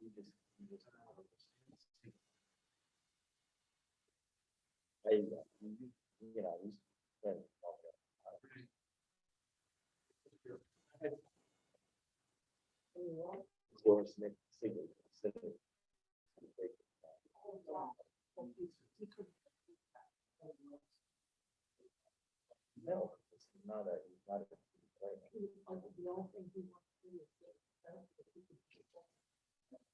All of those synergies.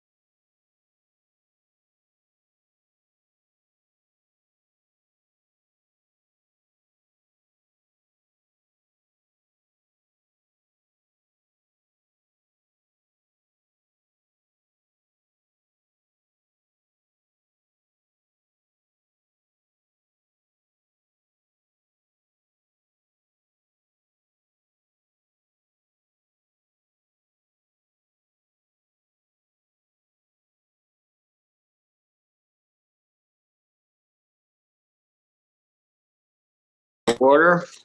Call the TBARTA meeting to order. It is 10:10. Cliff, can you lead us in the pledge? I can. I pledge allegiance to the flag of the United States of America and to the republic for which it stands, one nation, under God, indivisible, with liberty and justice for all. Jennifer, please call the roll. Jim Holton, Present. Cliff Manuel, Present. Commissioner Long. Present. Mayor Castor will not be with us today. Mayor Kreisman. Here. Rich McLean will also not be with us. Pat Kemp is not here. Commissioner Starkey. Here. And we just also got word that Commissioner Bellamy will not be joining us. I did announce a little bit earlier that we do have a new commissioner for Hernando County, Jeff Holcomb, who will be joining us in August. Commissioner Flowers. Present. Secretary Gwynn, Present. and Secretary Nandium. Present. We may proceed, but we do not have a Do not quorum. have a quorum. Just for clarifications too, I wanted to ask council if, due to the changes in the new Florida statutes regarding quorum rules and so forth, the fact that we are missing 2 appointed members of the board, will quorum be based on the actual makeup of the board, or will it be on the full Those numbers. 13 number in terms of constituting quorum? Well, right now, your bylaws still carry the old language, so they're controlling at the moment. We do have, and Mr. Reed and I have worked on some proposed changes to the bylaws. But you asked a question that doesn't have an easy answer, and we've been trying to work with Ron Pierce and schedule a call with him, and we may need to speak with the committee staff member who changed the language to simple majority of the board to refer to the quorum. So we don't have an answer today, but we hope to have an answer by the next meeting when the board will consider amending the bylaws to track the new language of the statute. Okay, great, fantastic. Well, it's a moot issue today anyway, so. But thanks for those comments and thanks for looking into that quickly. Jennifer, any public comment? Not at this moment. Okay, thanks. We'll move on to the consent agenda items. First item up is the prior board meetings. Are there any corrections or additions? Because we don't have a quorum, we won't be able to vote. Oh, that's true. So we'll We can have just push them to next go month. on that. Yeah, okay, that's true. All right, so we'll skip consent agenda items. We'll go on then to discussion or action items. Of course, we will not be able to vote on any action items. Bill Roberts is recognized for the Citizens Advisory Committee report. Fine. Okay. David, do you wish to give that report or any comments regarding that? No. Okay. Next up is Brian is recognized for the Florida Avenue BRT, RRT locally preferred alternative.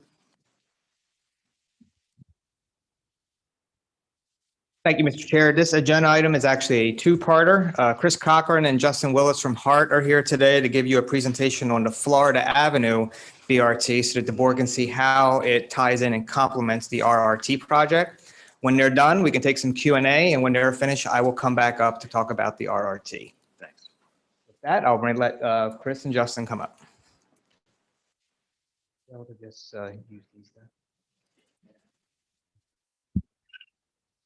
Good morning, board members.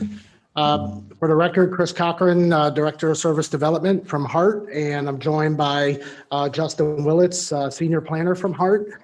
We're pleased to be here today to give you an update on our arterial BRT project that has been running for a while now and is well into the second phase.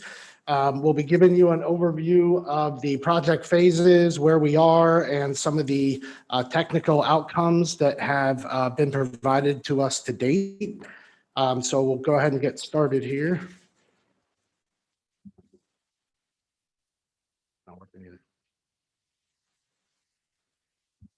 Oh, there we go. Okay, so our project here is set up with three different phases. Our first initial phase was created to define the initial alternative for the alignment of the BRT. That was completed in August of last year. We brought this before our board to be able to discuss that with them and have an interactive session with them. The phases here are constructed to bring back to them at the end of each of the associated tasks within the phase and have approval from the board before moving into the next phase. And this ensures that we are keeping our board abreast of everything that's going on. So at the end of phase one, the board unanimously approved to move into phase two. At that point in time, we worked with our consultant to do some sort of rearranging of the task to create some more efficiencies in our project. So at this point in time, we're currently in phase 2A, which is our recommended alternative PD&E. And this is slated to run through the end of the year, perhaps into the first month or two of next year, at which point we will bring those findings and recommendations back to the board, and we'll have another kind of workshop it with them, another opportunity to discuss how we want to move forward. At that point in time, the board will have a important decision to make, and whether or not they would like for us to pursue federal funding for this project in the CIG program, or whether we would like to move forward with funding some supported project engineering plans and permitting for some smaller, short and midterm supporting project in the corridor that will ultimately support the long-term BRT vision of that corridor. So that's an overview of how the project is structured and where we're at in terms of the phasing. At the end of task one, just to set you up here, as I hand it over to Justin, who's going to go over some of the more technical stuff with you. The corridor we're talking about is Florida Avenue. It runs between downtown and USF. In the initial alternative that was identified, the recommendation did not give definitive termini on either end. It was really focused on a whole number of evaluation criteria that were used to eliminate a whole multitude of different routes between downtown and USF. And this is ultimately what was decided upon and approved by the board. And so it runs on Florida Avenue. We'll look at this going northbound out of downtown on Florida Avenue up to Linebaugh, at which point in time it will sort of jetty over to Nebraska, and then go from Nebraska up to Fowler and head out to USF. When it gets out to Bruce B. Downs, it is assumed at this point in time that it will head north on Bruce B. Downs, and we will find a terminus location that will work best at that point in time. Currently downtown, staff has very recently identified what appears to be a very good loop downtown that will really harness an opportunity to kind of maximize the accessibility of all the jobs and the all the employment and living that's downtown, especially in the waterside area and channel side, that will really, we believe strongly, will boost ridership on this and not really will not have too much of a negative impact on the goals of being able to improve the running time of this as well. And Justin could talk a little bit more about that. But at this point in time, I'm going to hand it over to Justin. He's going to run through some more of the technical. Thank you. And again, Justin Willett, Senior Planner with HART, for the record. So what we see here is the preliminary phase one ridership estimates. The low end being 9,000 up to as many as 11,000 weekday riders. This was originally terminating around the Whiting Street and Florida and Tampa intersection. We've since added the one-way loop Chris referred to that really kind of cover a bigger footprint of downtown using some of the progression on Jackson Street to get to Meridian and then down to the new connection at Cumberland. There's some available right-of-way for some station areas down there. So we're updating both our station area plans now with this new alignment and also incorporating some of the recommendations from our TOD study about the potential for some of the station areas along the corridor. And that's really informed the early work in this in the PD&E phase that we've just entered. You see some high level estimates from phase one here. The ranges are inclusive of whether or not a streetcar extension was built first. We built in a lot of flexibility for this project due to the uncertainty over our funding, which we have more certainty over what was voted on in a previous election that we will have to revisit in the future. So the real intent of moving this project forward is to have a federally competitive project and also have some minor improvements that could stand up this service in the short term with our existing resources. So we're kind of balancing a lot of different interests and doing a lot of coordination with the state and the city and the streetcar project. And it's a really ongoing, very kind of intertwined planning. Here was the kind of the original operating assumptions. We were looking at our existing travel times on the corridor, and some of those most congested periods. This is off of pre-COVID traffic and data we were gathering. But sometimes it takes us as long as 80 minutes to make this trip that's scheduled around 45 minutes in each direction. With the BRT project, we're aiming for a 32 to 35, probably more of a 35-minute travel time from end to end, depending how those termini kind of work out. And it's really the predictability of the BRT is what we want to go after. You know, nobody wants to, whether it's sitting in traffic or sitting on the bus, 20 minutes added to your trip from downtown to USF is a lot of time. And sometimes you get 80, 90 minutes on this trip. So we're trying to get around 60 to 70% of this to be dedicated so that we're not subject to a lot of those, a lot of the interstate traffic bleeds out onto this corridor. So we want to make sure that we have a dedicated space to make those travel times really reliable. That's really what we were trying to get at with some of this information. So as it stands now, these are the concepts we're moving forward and refining further in the phases we're currently working on. This right side running BRT is an example of what we're looking at for Tampa Street and Florida Avenue. It wouldn't be 3 travel lanes, it would be 2 travel lanes with the bus on the right curb, hopefully with a physical separation to really provide us with that consistent speed. Moving along the corridor, once you get to Violet, where the one-way pairs go back together, it's a very constrained corridor. It's about 40 feet between the curbs. We originally were entertaining maybe a median guideway, but due to all the driveways and some of the things that make traffic operations complicated on the corridor, they would also make building a guideway in the median pretty complicated. So we're moving forward with mixed traffic concepts and trying to explore queue jumps at some of those major bottlenecks like Hillsborough Avenue. We're going to get pretty creative and work with DOT and on the traffic methodology for some of those tricky intersections and advance those concepts a little further to see what we can do with signal priority, maybe some queue jumps, because we're, as Ms. Alden alluded to earlier, we don't have a ton of right-of-way in Hillsborough County. So we've got to work within existing transportation envelopes and try to find those sections of roadway that are under capacity and work within, you know, kind of the confines of the existing footprint of a lot of these roadways. Moving further up, we're also looking at a few places where we can't have a median guideway, which I'll get to in the next slide. And we're actually exploring a 2-way guideway.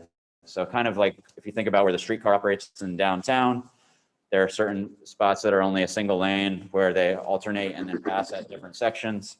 Very similar to what we're looking at, where we don't think we'll be able to take a lane from traffic. We're gonna have passing areas on a bidirectional guideway. And this is on a few segments of Nebraska and Florida Avenue, generally north of the river. So between basically the river on Florida Avenue, Linebaugh, and then a piece of Nebraska before we get to Fowler. And then similarly there is some areas of Florida and Fowler Avenues that have a good amount of space, a lot of median space to work with, and we can fit a median guideway in. So yeah, that's Florida and Fowler Avenue. So we're exploring that further and refining those concepts. And then also keeping a curbside bat lane in our optional, kind of in our toolbox for if we advance a short-term project before a longer-term reconstruction of several medians, we're going to keep this in as kind of a short-term option if we don't have all the funding in place to go fully federal at the end of this phase. So that's kind of something we can probably come back to you at a later date and talk more about. So there's, like I mentioned before, there's a lot of coordination on this corridor. recently FDOT has submitted a build grant for a lot, primarily stormwater related improvements, but there are also some transit enhancement potential submitted with that application. We're limited by the funding. The stormwater improvements are a real big ticket item for what they've submitted with the build grant, but it incorporates a lot of bike ped improvements, a lot of transit enhancements, which we kind of need everything on this corridor. So we're working with them to make sure we get the most out of that project for everyone. Like I mentioned, the proposed streetcar extension, depending on how those projects advance and which one comes first, that may affect how we propose to construct this over time. So that's a big kind of interagency puzzle that we're all putting together as we, try to tackle the funding issue. And then, of course, when you work further up the corridor, we're coordinating with the RRT project, trying to determine how the intersection of Nebraska and Feller can work between the two systems. And then, of course, how they interact at the downtown location as well. And on the right here, you can see how that one-way loop works in downtown. There's also the Thea Whiting Street PD&E. They're doing some different ramp work. The Water Street district is coming to life as we speak. And we really think that when we get those revised ridership numbers, we're going to see a big jump now that we're kind of hitting almost the whole footprint of downtown with this single service by just adding a couple stops along Jackson and then Cumberland as we currently have it conceived. So yeah, our next steps, we've refined those station locations. We're still working on the different elements of the guideway. We're updating the stops model, and we are going to update the operations plan to get a better sense of how many vehicles and how many annual hours and what it's really going to take to operate this and what kind of travel speeds we can assume given the different elements of the guideway that we think we can construct after we get all the traffic work done. And that's basically where we're at. Traffic analysis is a big piece of what we're doing now, looking at the no build alternative and evaluation and working towards a more refined concept at about 15% design eventually. And we're really excited to move this along, and I think we'll take any questions at this point. Thank you for that presentation. I have one kickoff question. What is the actual passenger cost from downtown to USF? We were just talking about that. That has not been determined yet as far as the fare goes. Right now, it's $2 for a one-way trip. It would probably be pretty comparable to that. The BRT Light Metro Rapid years ago was the same cost as all of the transit, but we're not quite there. We haven't had those conversations. And in terms of cost, you're well within the federal, the FTA guidelines for this. You mean the cost per trip? Cost per trip, yeah. Yeah, we're confident it will be pretty low. I don't have that with me, but based on the ridership numbers and the seems so, yeah. I think we're going to be pretty competitive. Sounds good. Members, other questions? Mr. Starkey. Yes, and I'm sorry, are you with Hart or are you with a consultant? Hart. So I thought it was very interesting that you said it was really important to have a dedicated lane. Because that's what we've been talking about on our BRT. But y'all have been fighting the dedicated lane. So I don't understand how it's good there, but not good over there. I think that's a little bit above me for that conversation, but generally we are trying to utilize an under capacity roadway on the surface, which has a number of safety issues. So this is kind of balancing a safety improvement with complete streets and a benefit to the transit guideway. I think whenever we're talking about fixed transit, a dedicated lane is preferred always. But wouldn't a shoulder be something that's underutilized? Yeah. Okay, thanks. Thank you. Members, anyone else? Chair? Yes, please. Thank you. So when it comes to federal dollars and money being brought to Tampa Bay, I asked earlier, Secretary Gwynn, your thoughts on both ends working without the middle. how does the middle look without both ends? I mean, listening to Hart make this presentation, it's clear they know exactly what we need. They're working on a BRT program. They understand the benefits of dedicated lanes. They understand the benefits of ridership. They understand the benefits of the transit system. And all we really are talking about is how do we get Tampa Bay to connect in a regional way to where the outside counties can benefit from the same infrastructure with the same funding from the federal government. And we should work together to accomplish that. I can't possibly see any benefit to working against Hart or Hart working against regional transit. I just don't really get it. And now to listen to this, I mean, it's clear they understand exactly what we need to make the system work. And they've been ahead of us, so to be a tremendous resource. So don't all boats rise if we work together?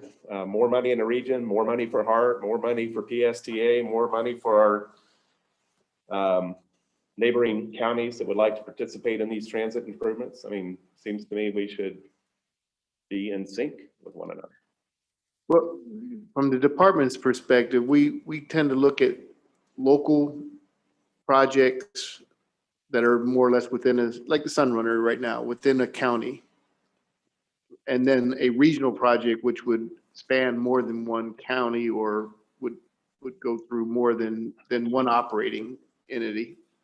And so this project's more of a local transit project at this point. And so when they would compete for federal funds, it'd be similar when we went for PSTA with Sunrunner. If Hart's going to be the only agency operating and maintaining it, and then they can show the ability to do that, then, but if that was to be extended beyond the boundaries of Hillsborough County, then of course it becomes more of a regional project, in which case you'd have to have the regional consensus. So, and FDOT's role, we see our role more involved on a regional transit project.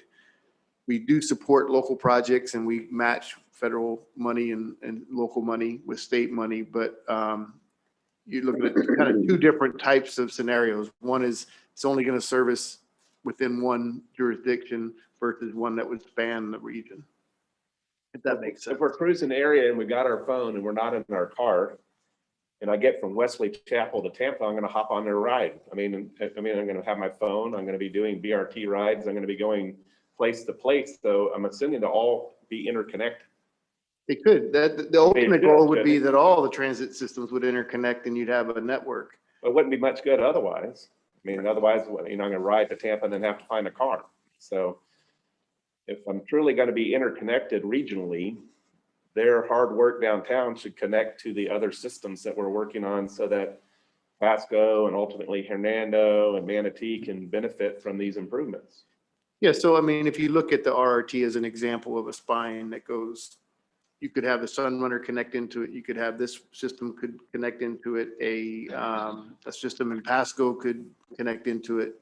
And that would make the RRT more viable because it would drive ridership onto the project. It would become more attractive.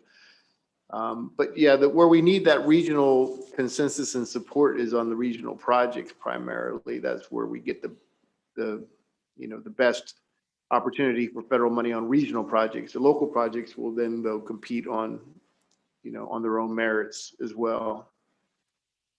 I'm trying to decide, and I think you said yes a minute ago, but if we present to our friends in the federal government that we're interconnected both internally and externally to regional projects, it seems more money would be available for all of it because it would increase ridership everywhere. It would make projects more attractive. Yeah, you would drive ridership up, the cost per rider down. And I'm gonna hopefully not overstep my transit knowledge. I see Ming over there stand up and speak if I say something wrong, but yeah, I mean, the key is if you have more riders and your cost per rider goes down and you have regional or all the jurisdictions supporting the project, then that would certainly make it more viable.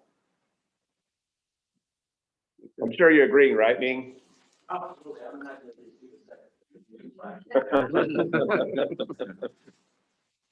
Good morning. I just want to add one more thing that we've been talking about at the statewide level, the difference between a local system and a regional system.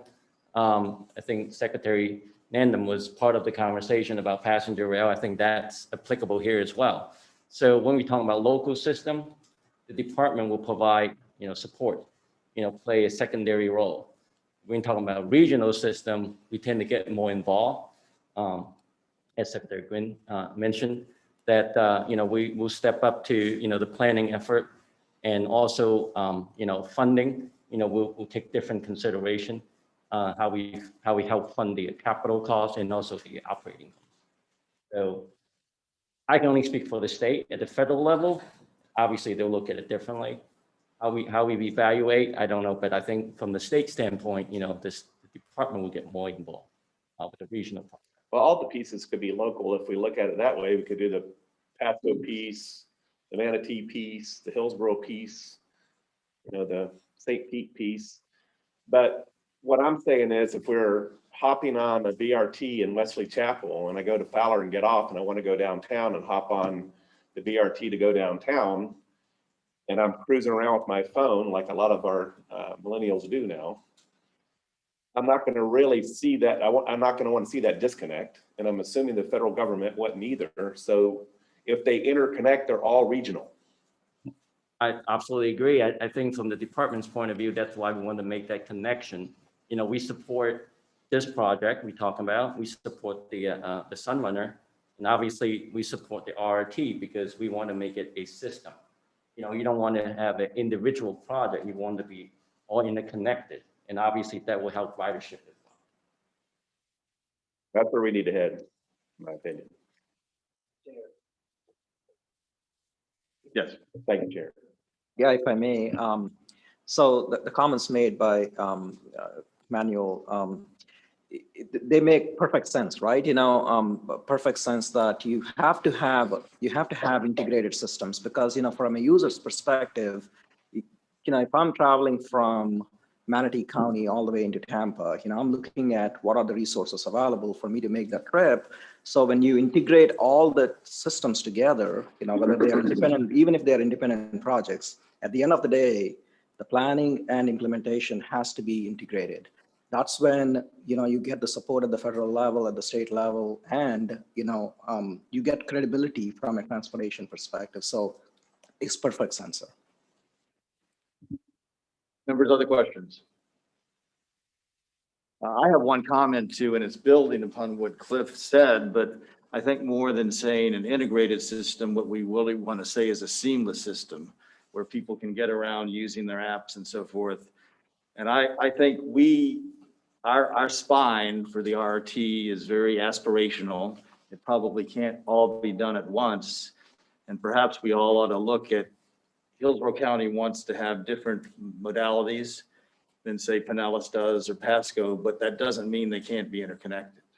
I mean, we could have the RRT that goes across Howard Franklin Bridge and basically let's Hillsborough County take it from there on their different alignments, and then you can connect to Pasco County and Hernando County that way. I think that we have placed an overemphasis on one system where we could have multiple integrated seamless systems. And that's something that perhaps, in conjunction with Beth was talking about today, I'm a former resident of Hillsborough County. I have no problem with the CSX line over there as a Hillsborough County project. And I would not be objectionable to our transit going across the bridge, integrating with that as an alternative to the BRT from Wesley Chapel, because that's a very ambitious project. So perhaps there's synergy to work together along those lines to basically each county take their project to the bay, and TBARTA supports the connectivity across bridges and county lines, but lets the counties themselves work on their internal projects. And I don't know how DOT feels about that, but that's an alternative to an impasse that we get on. We certainly could look at that.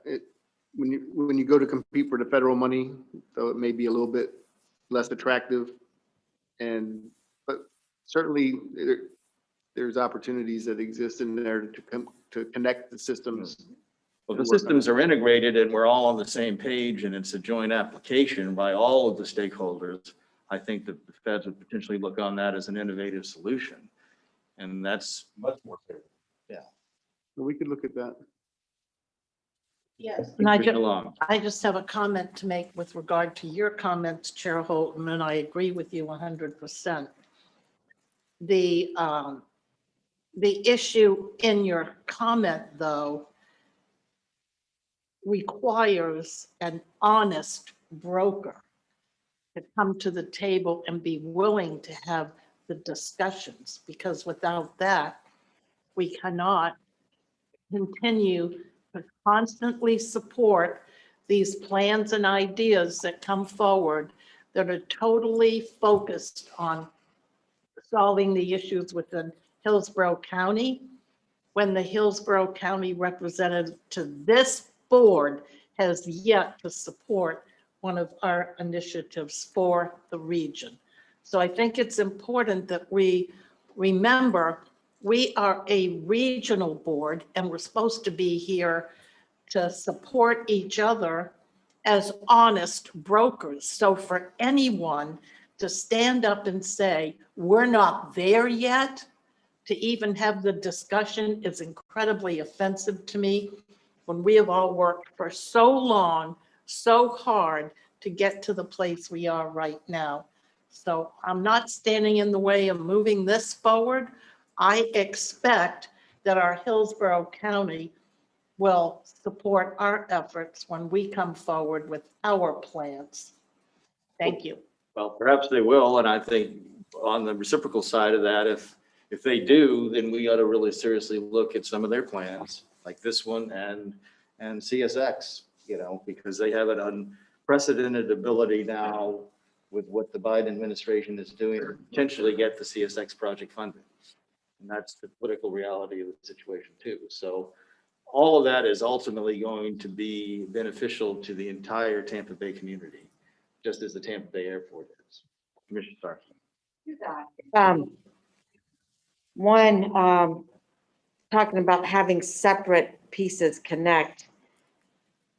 I think that if that means taking a bus from Wesley Chapel that goes to one of those stops and you have to get off and wait for another bus to get somewhere closer to the Howard Franklin, to get on another bus to go to St. Pete. Okay, you're going to get your transportation disadvantaged folks on that bus, but you're not going to get commuters on a bus like that. You're not going to get people who are going to ride down to the baseball game, and you're not going to, I think, get those big numbers that you're looking for. That's number one. And talking about regionalism, I remember when you came to our board and asked us to support a Hillsborough County project.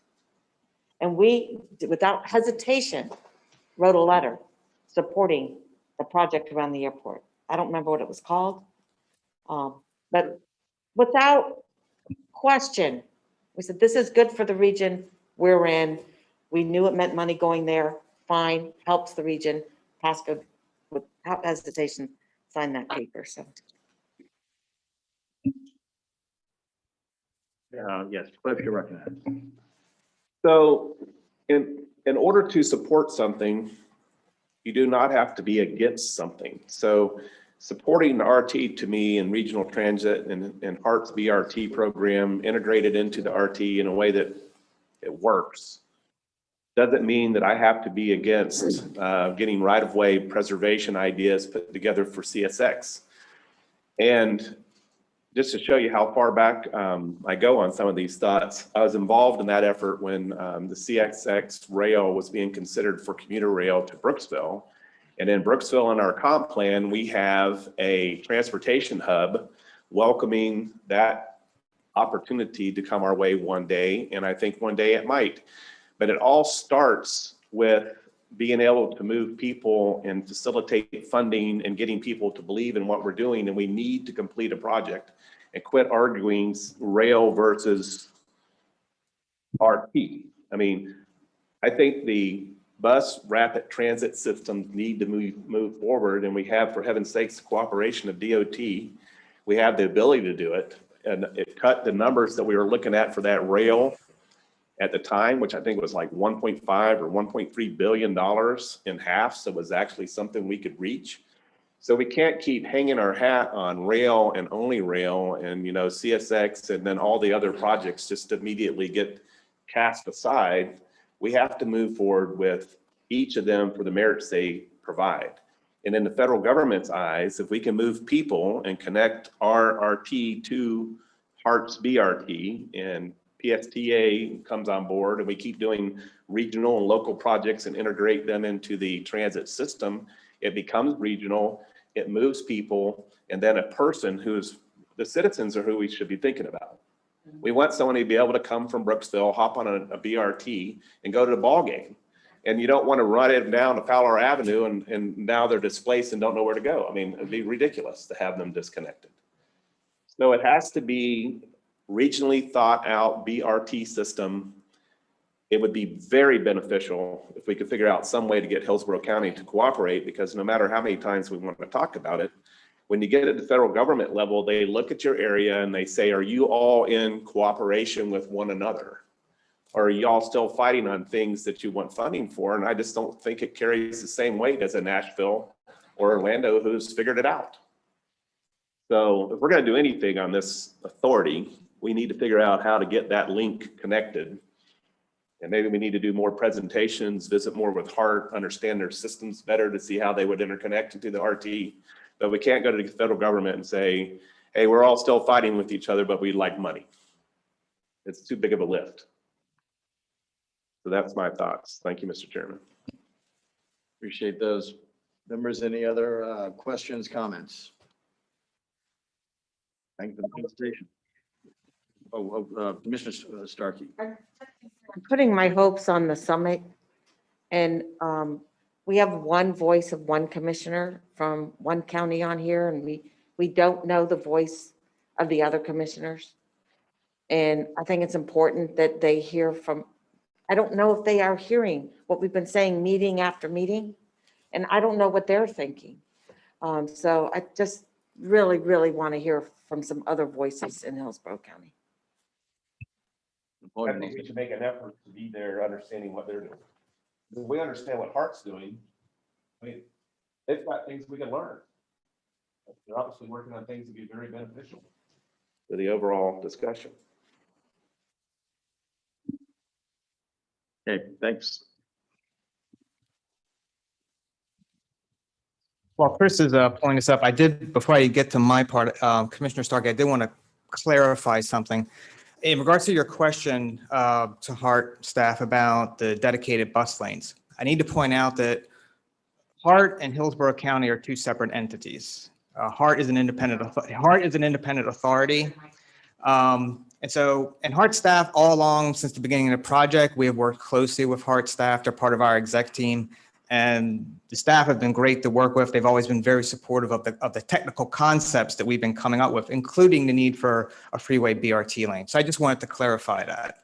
Well, that's very good. We should start there. Yeah, there you go. Sorry, please. This is a very important presentation that we're fixing to go through, but we can't go through it and vote on it. And then when we do vote, I think it's going to have to be done again. So Yeah, we have no quorum today, so I mean. it seems like we should schedule it when we have a quorum. Yeah, I don't disagree with that. I think that it's a great presentation, but we'll need to be refreshed again. You took the words right out of my mouth. I was going to say the same thing, that, I mean, you've seen these slides in May. Nothing has changed. It's going to be the same slides since we do not have a quorum. You know, unless you absolutely wanted to see them again, I didn't see a point in me going through it. The only thing I really need to point out and urge is that it's really urgent that we take action on the LPA. We've been trying to get a vote on the LPA since January. And so the study is now 6 months behind schedule. We were actually supposed to have the study finished by now. I was ready to consider it today, but I just don't see the point without a quorum. I agree. Yeah, and all the more reason we need a clarification on what a quorum would constitute for our next meeting.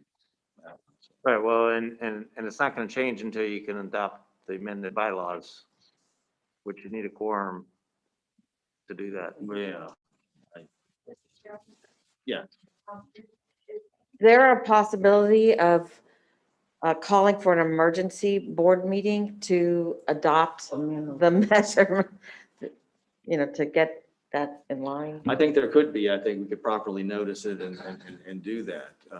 That begs the question whether the emergency meeting would have a quorum, yeah. quorum, If it could all be on the phone. No, Zoom. we can't do it on the phone. We have to have 7 people physically present. Okay, does anyone know if they're not going to be here at the next meeting? Because I'm going to be here. When is the next meeting? Yeah. Yeah, I think, Mayor. Yes, I'm here. Thank you. And under the new guidelines pursuant to the statute, do we also have to change the rules as far as the 2 mayors appointing a representative that allows for that to happen? Yes, I believe so, Mayor. Because I was getting ready to bring that matter before city council. I've got a representative that I want to appoint as my proxy for those instances where I can't be here. And if there is a meeting on the 20th, I know that's one I will be out of town. And it would be lovely if my proxy could come in my place so that we could make sure there is a quorum and that person could vote on my behalf. Yeah, because the bylaws control, I mean, the more restrictive controls. In this case. Alan, you want to comment on that? Yeah, I mean, unfortunately, the bylaws, under the statute, the board is authorized, actually directed to address these issues in the bylaws. And if the bylaws are more restrictive than the statute, they control until the bylaws can be changed, and we can't change the bylaws until we have a quorum. I mean, that sort of leads back into having a meeting in between. It's going to be there. Because then we could get that fixed and then his representative could be there on the 20th. Yeah, I would, as long as we comply with notice requirements, I would try to poll the entire membership, David, to see when everyone can verify that they'll be on board so we can get this done. Because this could be a repetitive process here that we just keep on going through and can't vote. And we could possibly link that in with that strategic planning workshop that we talked about having at the finance committee meeting, and just do both of those things at the same time. Well, I have very little time between here and the next meeting, but the first week in August, I have little time. Another suggestion that I would make is that we check to see, because August is a big vacation time. Go ahead and check to see. We already know we wouldn't have that August meeting. See if we're going to have a quorum. And if we're not, is it possible to move that August 20th date to make sure we have a quorum at our next meeting? If we can't get an interim meeting. Because I just want to be sure we get it done. That's fine with me, and I think getting it done. I just wonder if is that's more- legal, if we can move our August date If we with enough notice. properly notice it and do it. Yeah. We can move any meeting. We can call a special meeting. There's no certain notice requirements that Jennifer's familiar with that we would have to meet. We can schedule a meeting. Yes, we can schedule a meeting that's not on the present calendar. It just has to Let's be find a properly date when we have a advertised. quorum. Yeah, I think finding a quorum is the more important thing than having a rigid date or so. If staff can work to that end, and I think we're all sitting here today willing to do this is Hillsborough County, if that is better for other members, or wherever, Pasco County, whatever. We'd all love to come to Hernando. We should go to Hart. And I gotta get a, Visit with them a little bit. We need to start building some relationships there. So, David, in this, Mr. Chair, I just have a question for you. In this discussion, I think what we're talking about is the possibility of actually moving the 20th board date to a different day in August with a quorum versus 2 board meetings the same month. So is that the consensus that I heard from the board? yes. So we'd like to consider moving the August 20th date to a day when Mayor Kreitzman could be here and we have a quorum. If I'd like to get some of those things taken care of, they're very important to the board. Those are my thoughts. Yeah, and that will take care of the changing the bylaws, but it would be nice to be able to do that ahead of time, but I don't see how that's a practically feasible situation then. Unless we have, Alan will have to have them ready. unless we have two special meetings and, One of Alan have them ready. The amendments to the bylaws are ready. Okay. They're already prepared. David worked on them. I reviewed them. We've got them set, ready to go. So that's taken care of. Yeah, let's move on to that. And then I guess you and Commissioner Long are recognized for that. So I'm going to do the legislative, and Commissioner Long will do the finance and policy this morning. So I'd like to welcome our lobbyists online if they're still there. I see Harry and Steve, so we'd love to have you give a report to our board this morning.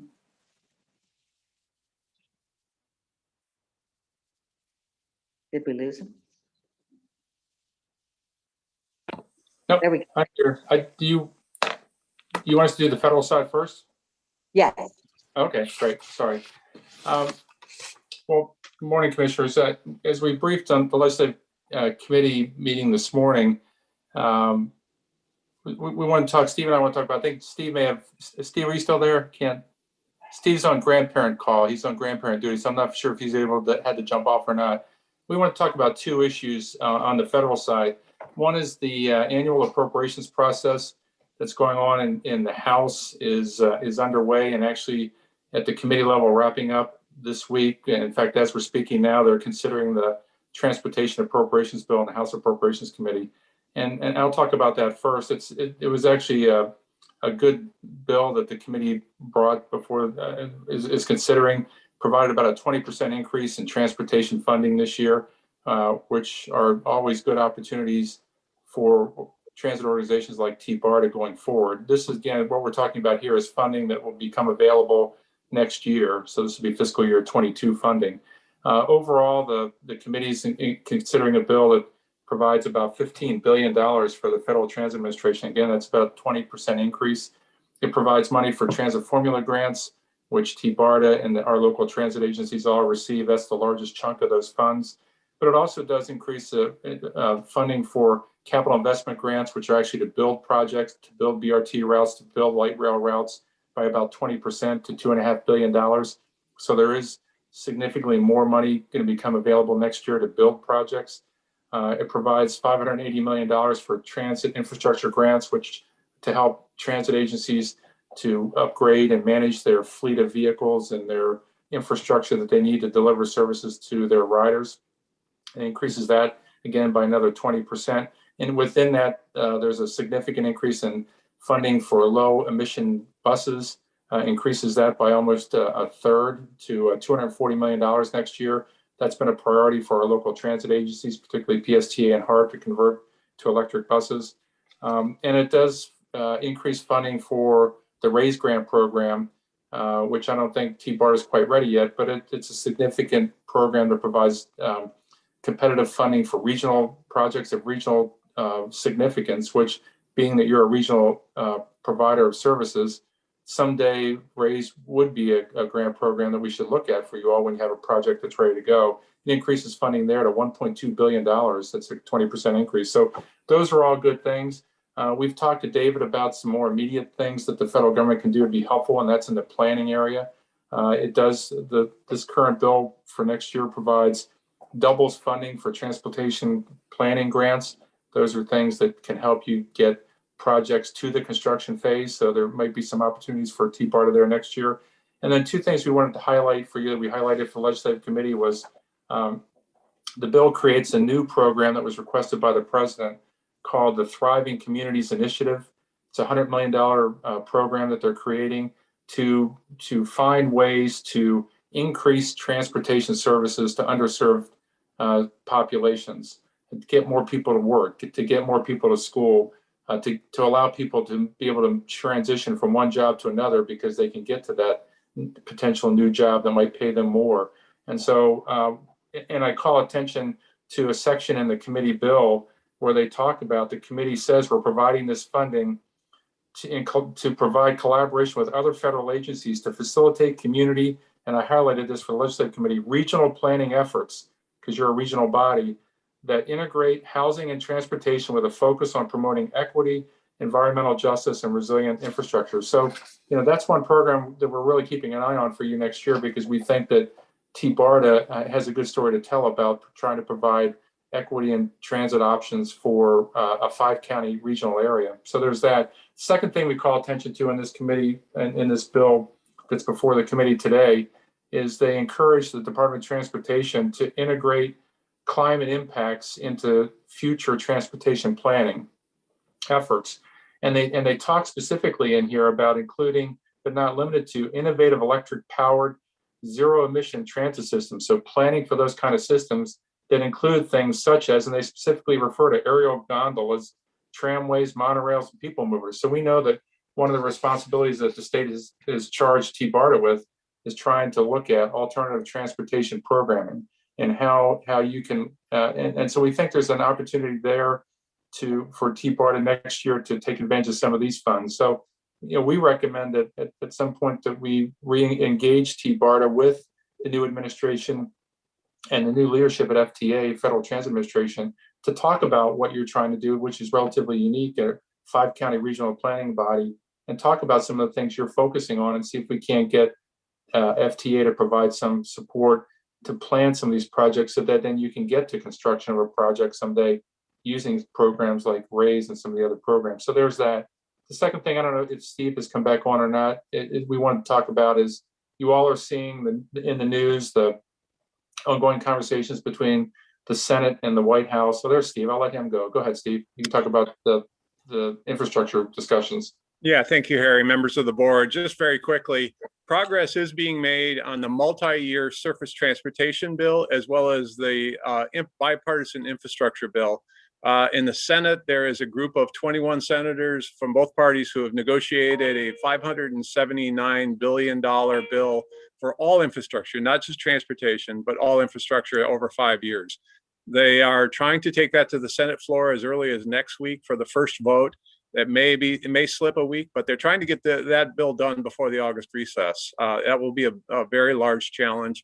The House has already passed its 5-year surface transportation bill, and as I mentioned to the legislative subcommittee earlier today, there's a good deal of provisions in there, many provisions that will help TBARTA. There are a lot of pro-bus transit system provisions, a lot of money, as Harry's talked about, for the annual appropriations for low and no emissions, as well as bus and bus facilities, and for integrating regional plans, as that is really a priority that I think will benefit TBARTA. And just similarly, Harry mentioned the fact that earmarks have returned. There are earmarks in the House version of the 5-year surface transportation bill. We don't know how successful they will be in terms of keeping those, but that is a good sign that Congress is ready to return to earmarking. And with that, I'm happy to answer any questions you might have. I should just say, when I talk about these infrastructure bills, these multi-year infrastructure bills, to give you a sense of the magnitude of funding increases, current funding for FTA is about $12 billion a year. The House and Senate bills both propose to increase that to about $22 billion a year. So if they come to fruition, there'll be significant amounts of money for transit and TBARTA. And Steve, just take back 1 second. Chair Holton, during the legislative committee meeting, asked a question about, Steve referenced earmark spending has returned, and it's in both bills, the infrastructure bill and also in the annual appropriations bills. And so, there is an opportunity, if we can figure out the right request next year, to seek some earmark funding to help TBARTA for a project you may have in mind. So, there are lots of opportunities, and if Secretary Gwynn's there, not only will this be federal opportunities, but there'll be more money coming from the federal government down to the state, and there may be some additional opportunities to work with the state on some transit initiatives too. So, all this is good news for transit and transportation in general, between the annual appropriations bills and the infrastructure bills. And, we look forward to working with David and staff and the board to figure out which are the highest priorities that we can seek support for. Thank you. Any comments or questions? So I have a few. One, I did ask them if they could provide for us a 1-pager summarization and, of what's going on now. And then in a couple weeks, I think we'd love to have another one, especially if any of these bills get passed. I know Pasco County has a $15 million ask in one of those for Ridge Road extension that will go from the Sun Coast to 41. So we're hopeful that will go through. You know, with all this coming available, if we don't have a plan and cannot take advantage of this, and also I think Secretary Gwynn received some other monies that, you know, now is our time. Now is our opportunity. And this next year is critical for us to be able to leverage this federal money. And you know, that we don't have a plan. Well, you know, maybe we're close, but it's just, I think people will look back in 20 years and say they lost a great opportunity because they couldn't work together. And that's just my little speech. So thank you very much. Ron Pierce, do you have your update for us? Thank you, Harry. Thanks, Steve. Thank you. Thank you, Madam Chair, board members. I'll be brief since most of you have already heard this morning. I think the only people that are new in the room are Cliff and Mayor Kreisman. I'll start with the appropriations for us. The 1.5 million, as you all know, was vetoed by the governor. I talked to many of you offline about kind of what happened and more importantly, why. I'll share with you once again, just very quickly. I think there's major two reasons of why it was vetoed. Number one, the federal dollars were received 2 years ago, and many of those dollars are unspent, which the governor's office is very aware of. The number two is continue to use non-recurring revenue on recurring operations. As I mentioned earlier in my report, it's not like we're using non-recurring dollars on projects. It's non-recurring revenue on sustainable operations for this agency. And with no end in sight, I think the governor's office had some concerns with that. So those are really the two main reasons why the dollars were vetoed from the governor's office, as I shared with the committee, legislative committee earlier this morning. I would recommend we obviously need to come up with a different plan. I'm not just looking for operating dollars, but you know, do we come up with a plan moving forward, which, you know, Commissioner Starkey just talked about is, what is that plan? Transportation disadvantage, you know, is something that is, I think would be received well in Tallahassee right now. That's something that we're doing that's crossing county lines. That's a program that could probably receive federal and state dollars.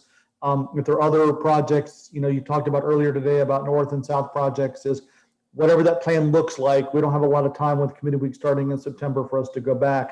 We've already started setting the groundwork for trying to get some additional support for next year. Number one, we've already tried to, we've had conversations with the governor's office. We're actually setting a meeting with the governor's office with David and board members to talk about moving forward, what can we do to make sure that we're relevant and get their support. Number two, I would recommend we meet with DOT. Secretary Gwynn is also meet with Secretary Tebow, talk about how TBARTA could possibly better integrate into DOT's long-term plans. Meet with President Simpson. President Simpson's the only reason that we even got dollars in the state budget to begin with. Talk with him and his team about moving forward. You know, what can we do to make sure that it's, if we do have dollars in the budget next year, we make sure that they're protected. So I'll stop there. And the only thing I will end with is Commissioner Long mentioned earlier, session starts in January. So session starts on January the 11th. Committee week start in September. So we're rolling sooner rather than later with regards to what we want to do as an agency moving forward as it relates to dollars in Tallahassee. I'll stop there and take any questions. Any questions for Ron? Yes. This may not be a question that you can answer at this point, but what would be the likelihood of the governor desiring to push forward anything related to funding for TBARTA when he in fact vetoed the legislative request to fund us the past cycle? I know there was a lot of conversation that we had about maybe even pulling our request completely off the table last time because it didn't seem like it was going to be affirmative. And then we had our Commissioner Cliff, who, you know, did a wonderful job in going up and talking with President Simpson getting things moving, but I'm just curious as to whether or not we should waste our time, or am I the only one thinking that? Well, I would say, I think our next meeting, if we have a quorum and we can vote on something, would be very, very telling. But,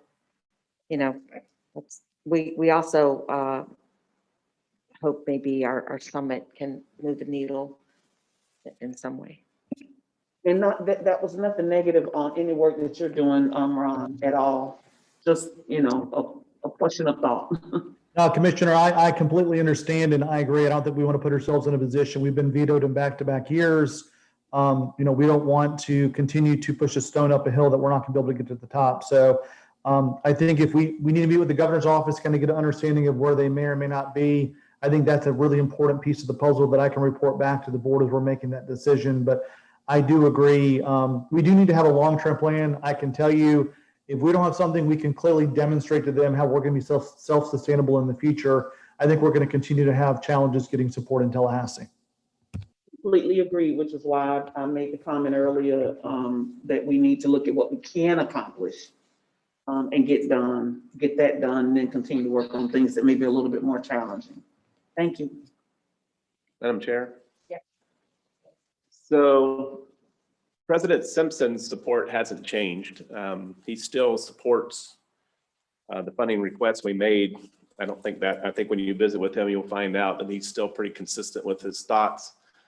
The governor's office has its own voices to listen to, and I'm sure they're numerous, but we can't let what we should consider a temporary setback of his thoughts change the way we want to educate his office. So keep the same players involved, keep President Simpson involved. I think we should strengthen our relationship with Hart and some other members locally to make sure they all know that we're in sync with one another. And in the back of the governor's office, everybody gets to talk to him, and the politics in the back of this office aren't consistent. So we really got to work on that consistency if we want money. It's the same for reoccurring funds, non-reoccurring funds, federal dollars, state dollars. We had one of the best lessons we ever learned in Hernando County 20 years ago, or maybe 25 now, when the Secretary of DOT then came to Hernando County, and he basically told us if we want any roads built in the county, we got to find our way to a spirit of cooperation, because if we continue to argue locally, they're not going to fund it.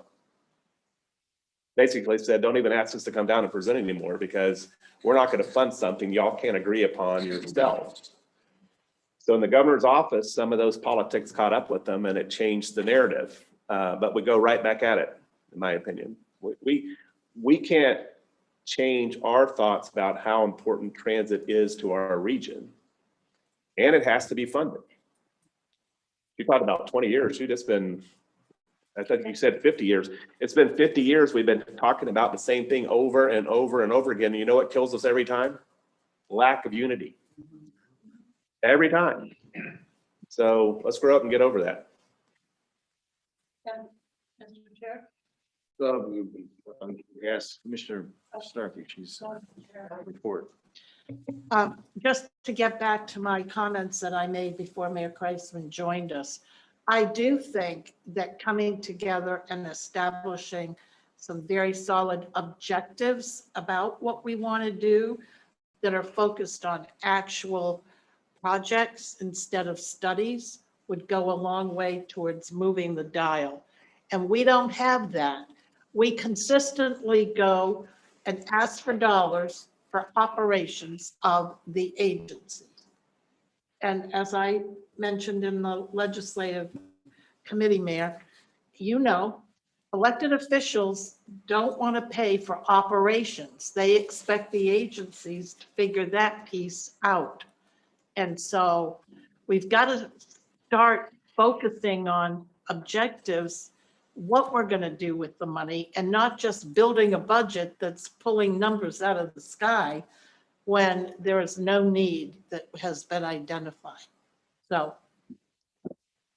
with that said, are we ready for finance, Mr. Chair?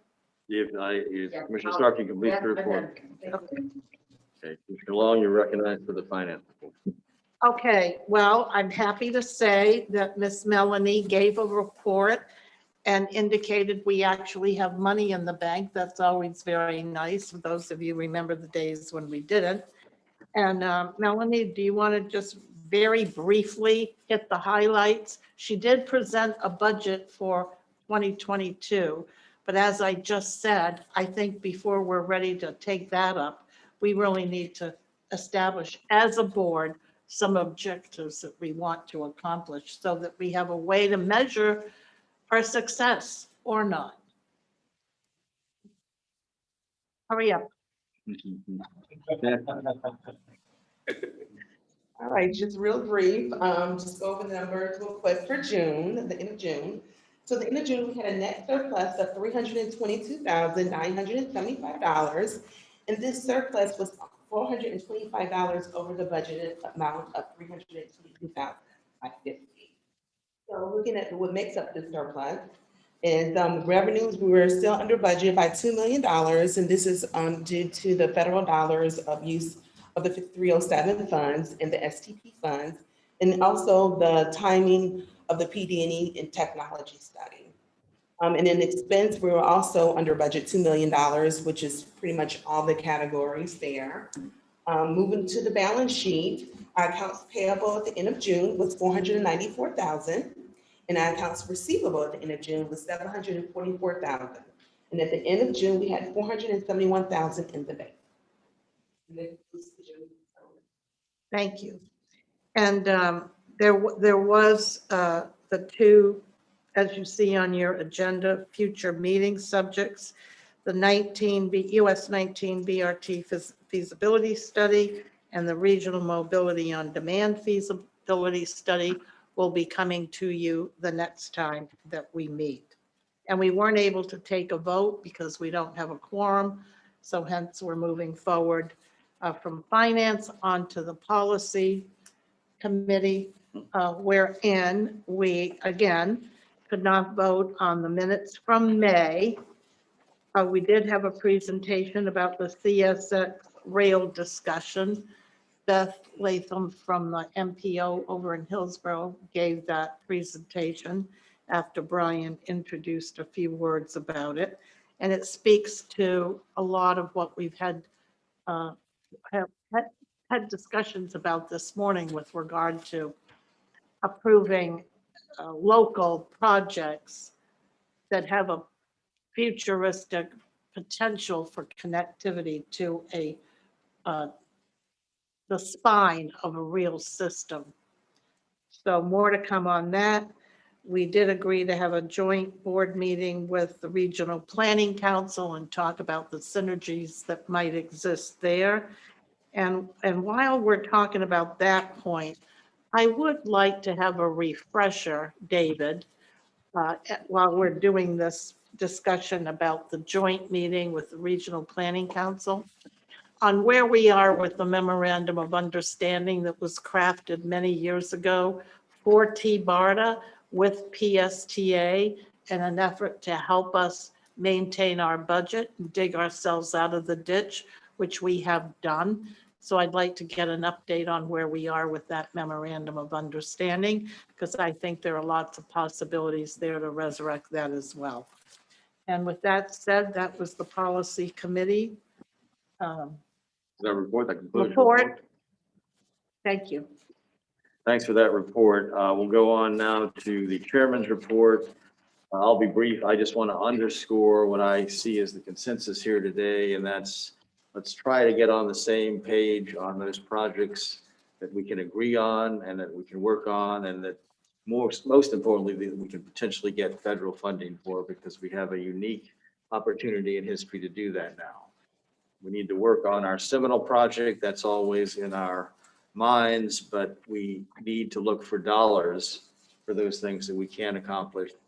And some of the innovative technologies that Harry mentioned, the potential grants from Washington on that. So we need to look at that stuff very critically, as well as potential earmarks for projects such as, such as the gondola project, such as other projects we've had a discussion, the ferry system, which works incredibly well between St. Petersburg and Tampa. And that's that's a project I think all of us in this community could get behind and stay behind. And we'll have widespread consensus on that. So why not take an opportunity to get federal money for that? I mean, we're one of the leading bay areas in this entire nation, and we ought to take advantage of our waterways. And I want to publicly thank the mayor too for his incredible job with the red tide issue in St. Pete. I'm a sufferer. I live right downtown, and I probably would not be able to go out but for his great efforts and the city's efforts. So I thank you for that very much. And that concludes my report. So I'll now recognize David for his executive director's report. Thank you, Mr. Chair. I know everybody's aware that we had to discontinue the TD Tampa Bay program on July 1st, but it was good to see the program finish strong. We reported regularly that ridership every month was higher than the month before, and that held true again in June, even after we notified customers that services would end, which really underscores the need for cross-county transportation and its importance to residents throughout our region. June ridership eclipsed 1,000 for the first time, ending the month at 1,149, which is 16 times the ridership that we had in December when we first launched the program. June ridership was also 28% higher than May, which shows that this wasn't a quick growth program that flattened over time. To the contrary, June actually saw the second highest month-to-month increase in trips since the program began, and we continue to see strong interest from new rider applications up until the very end. It's really unfortunate that there's no funding mechanism to continue TD Tampa Bay this year, but the good news is that Tallahassee seems supportive of all of the services that were funded by CTD's Innovation and Service Delivery Grant Program, and they hope to find some way to fund them or similar programs beginning in FY23. Next, we already talked about the statute changes and the need to, I guess, get a better interpretation about the quorum question. As council indicated, we have drafted the changes to the bylaws that we need to get approved by the board. So I'll go ahead and send those out to you all later today, so you can review them before the special board meeting that we call when we hope to get those approved. As a reminder, we'll hold our annual election of board officers next month as well. If you'd like to nominate yourself or somebody else and haven't done so already, please email Jennifer within the next couple of weeks. There'll obviously be an opportunity to make nominations from the floor during the meeting, but we'd also like to prepare a ballot in advance if at all possible. Commissioner Long, related to the MOU that we have with PSTA, that is in place and continues to be in place. There is no expiration date for it. The latest update that we made to that agreement was to make it reciprocal. So as opposed to the initial agreement where PSTA could provide services for TBARTA and then bill us for those hours, it's reciprocal now. So TBARTA can also provide services that PSTA might want to take advantage of, and PSTA would pay TBARTA accordingly. But there is no end date to that. And actually, back to the strategic plan, the recommendations we discussed back in February or April, that's what we fell back on with the staff reductions, because we'll now need to use PSTA staff to fill those responsibilities that TBARTA won't have direct employees to perform anymore. So to that point, Mr. Chair, if I might. Please. I think it would be a good idea. I think it would be a very good idea, David, to revisit with Brad some opportunities that could help produce even more cost savings for TBARTA as a result of some of the work that we've been doing this past year. And I look forward to having that conversation with you, at a later date. Thank you. Go ahead. David, can we consider having our special meeting at Hart And could we ask them to make the presentation they made to the partial board today, to the full board? We have consensus. We can explore that. I actually have a meeting with Hart's CEO next week, and I can talk to her about the possibility of having our special board meeting there at their facility. And also their presentation again, they made today to the full board. Absolutely. I don't know if the board agrees or has any thoughts about that, but that would be beneficial for me. I think it's a great idea. Yeah, I'm sure their staff would be more than willing to provide that presentation again. We'll just need to check with Hart on the availability of their facility and any protocols that they have in place for allowing others to come in and use it. They may not be able to prepare for this as quick as the meeting is coming, but it would be interesting to be able to visit with them a little more about the interconnectivity with RT.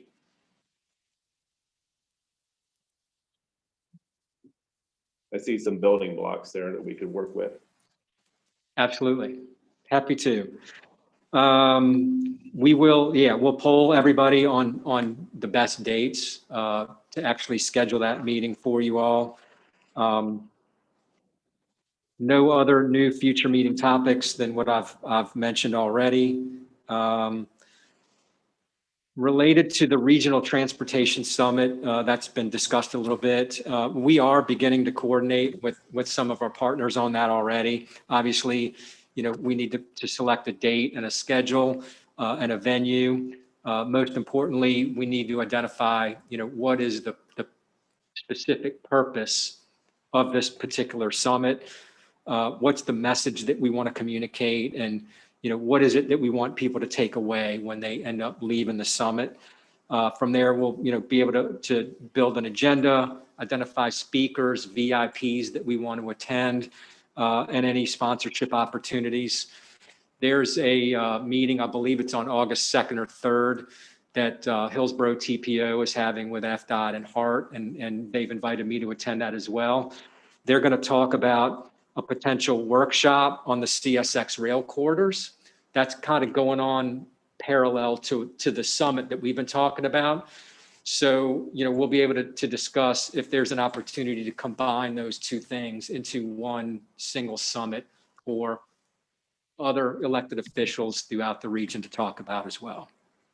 That is all I have to report, unless there are any questions for me. David, one request I have too, and it's following up on Commissioner Starkey's ask, and that's if you can work with Harry and the Washington team to get a nice executive summary of grant, FTA opportunities and other funding opportunities.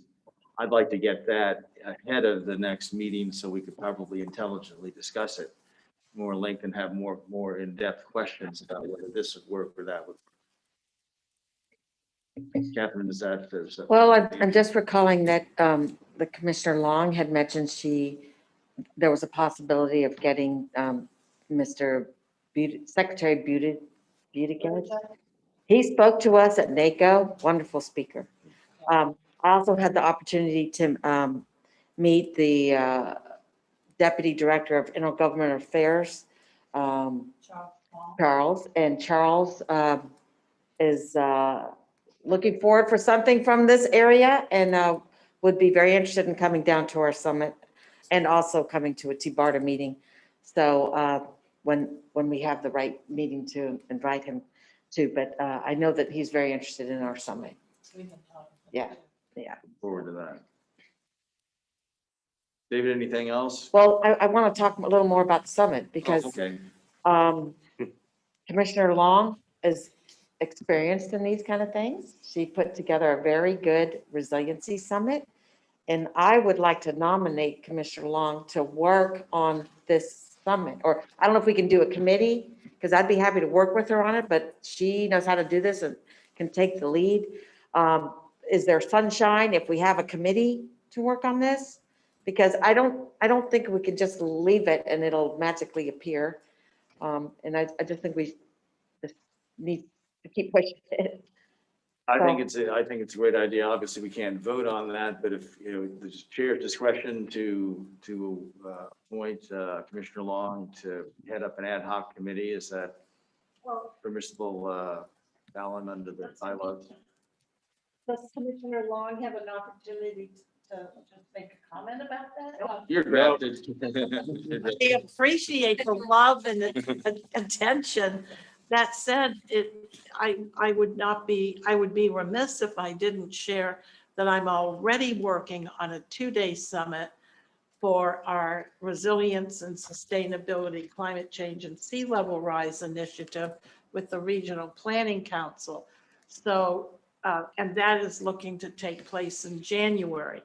So if you're wanting the summit to take place between now and then, there is only one of me, and I'm not exactly sure where I would carve out that time. And I'm sure Doyle is listening, and he's probably thrilled to hear me make this comment.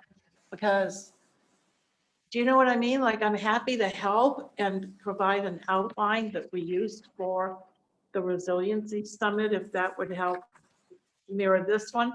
I also want to share that I happen to know that APTA, the American Public Transit Association, which I'm sure Secretary Gwynn and Nandam and David Green are familiar with, are having their annual conference in Orlando in November. And this is the cycle that they will be doing an enormous national expo that will highlight all the newest and greatest and most incredible new futuristic type public transportation options. And I would think that would be a great opportunity to pull some companies or some high-level speakers to pull from that, maybe to do our summit a little later, maybe earlier next year or in the spring. I don't know. I'm just sharing that to see what you might think. Yeah, so my plate, I'm working on big things in November, so my plate's kind of full. Maybe spring is a good time, early spring. David, did you have any thoughts of when a summit might be good, or, after the legislative session? I don't know. I was going to say just not during session. Yeah. So if we can't pull it off before session starts in January. Well, maybe we can talk to Secretary Gwynn and Ming Gao. They seem to know what they're doing when it comes to summits. I think prior to session would be good because we might set a tone and have something They come out start of in it. January. Well, get it done. Commissioner, Secretary Gwynn. We are already starting to have discussions with the MPOs about this. And it's also as the motion that came before the Hillsborough TPO to coordinate with FDOT, more specific to CSX. But the thought is that we could use that same forum to talk not just about the CSX lines, but to talk about transit funding in general. And so we're trying to put the pieces together on that now. But what we could do, obviously, once we start to get a agenda formed, we want to get input from all the various transit providers, TBARTA, others. So we could take the lead on it and certainly coordinate with you so you can, obviously everybody's time's limited, but we can work to make sure that agenda that we come up with is along the lines of what the agencies would like to see. I'd be happy to work with you on that. Absolutely. Absolutely. As long as we have a big meeting and everyone gets to hear what's going on and understands the opportunity. Every elected official in Tampa Bay understands the opportunity. Yeah. Especially the legislature. Yes. Okay, wonderful. Thank you. Sounds good. David, anything further? No, sir. Okay, Brian, you're recognized for the Envision 2030 progress report.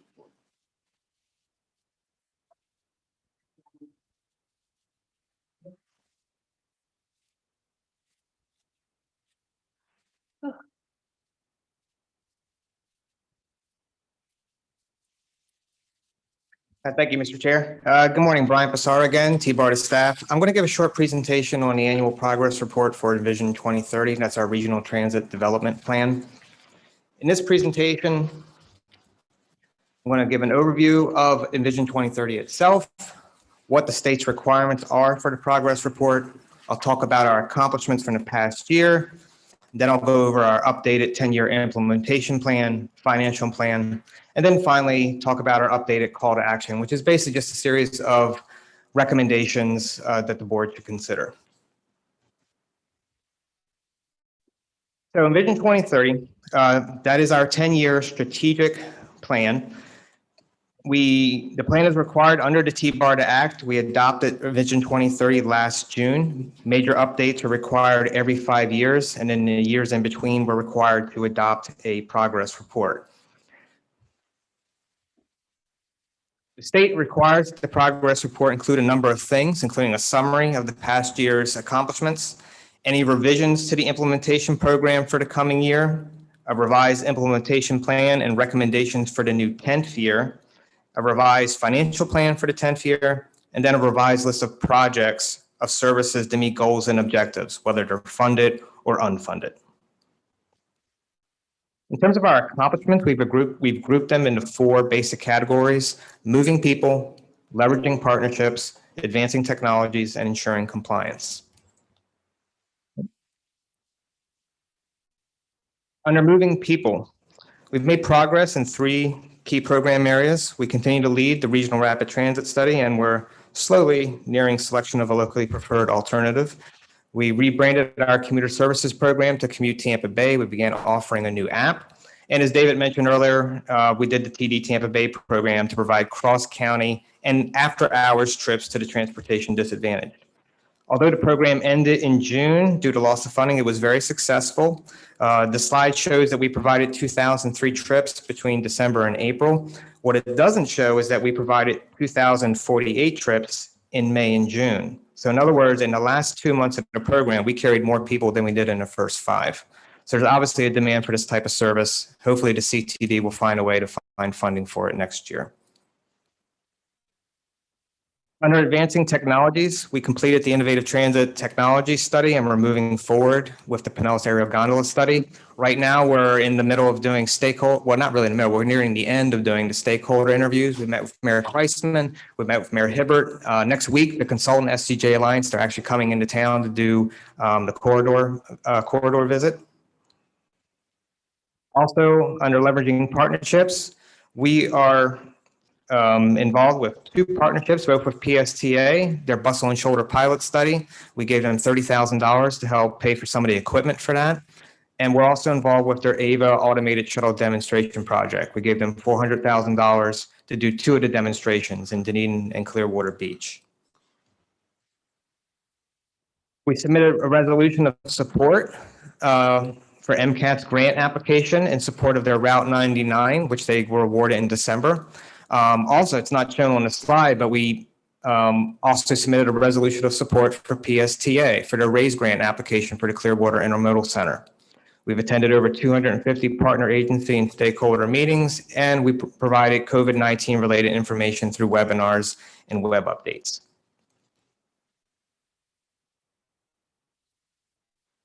Under ensuring compliance, we developed or updated several federally mandated documents, including our Public Transportation Agency Safety Plan, our Transit Asset Management Plan, and we updated our Title VI program. We updated our 10-year implementation plan for fiscal years 2022 to 2031. There are 2 scenarios in the implementation plan, and there's the status quo scenario, and there's the regional transit vision scenario. The status quo scenario is the cost feasible scenario. It represents maintaining TBARTA's current functions. The regional transit vision scenario represents a network of the highest priority transit improvements over the next 10 years. However, all of the improvements in the regional transit vision scenario are unfunded. This slide shows an itemized summary of the funded and unfunded operating and capital projects. As you can see, the items that are funded are all listed under status quo, and the list is fairly short. The financial plan in the progress report reflects the realities of TBARTA's financial situation. So it does reflect the governor's vetoes in FY '21 and '22. It assumes that state appropriation will start again in fiscal year 2023. And it also takes into consideration the CARES Act money that we received to carry us through in the short term. The regional transit vision, as previously mentioned, is unfunded. And it's important to note that box on the right side of the screen that despite significantly reducing operating costs for fiscal year 2022, TBARTA remains dependent on its annual state legislative appropriation. If TBARTA does not receive these funds in fiscal year 23, it cannot sustain operations without further cost reductions. This slide is a summary of the status quo operating revenues and expenses over the fiscal year 2022 to 2031 time period. It is balanced, given the assumptions that I made in the previous slide. This is the same slide, but this is the financial plan for the capital revenue and capital revenue and capital expenses from 2022 to 2031. It too is cost feasible. It's balanced.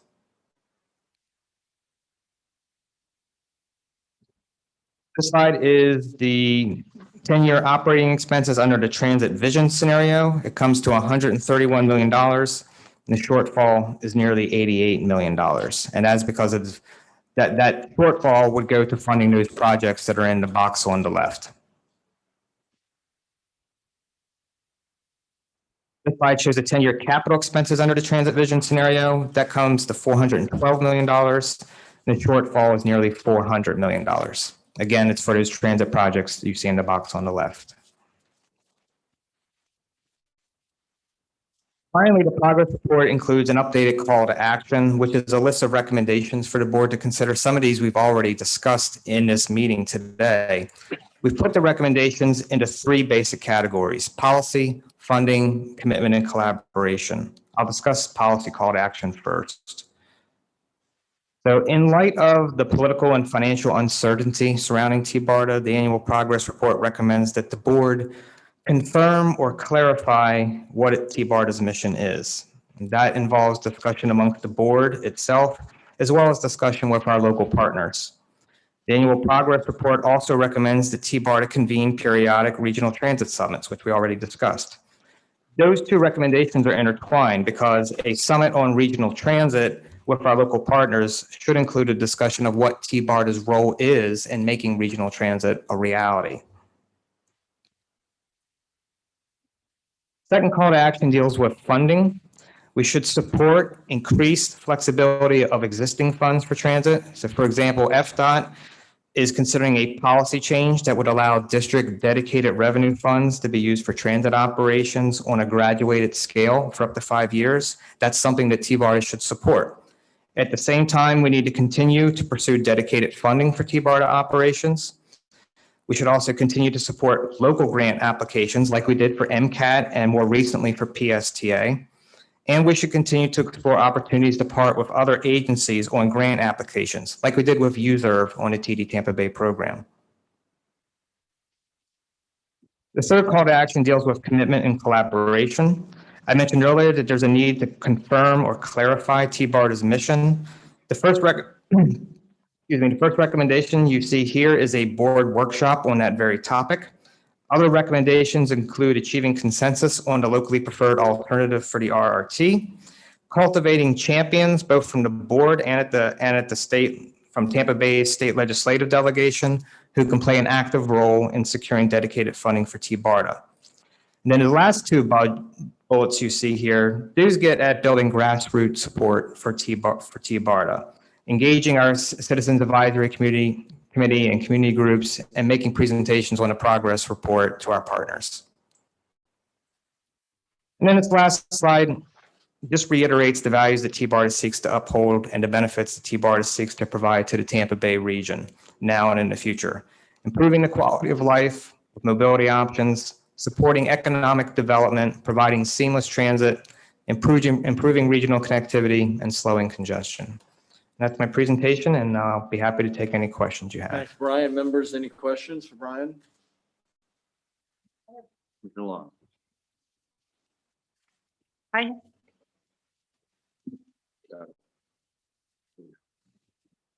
have one comment to make about this report beyond the fact that the unfunded stuff is making me nuts.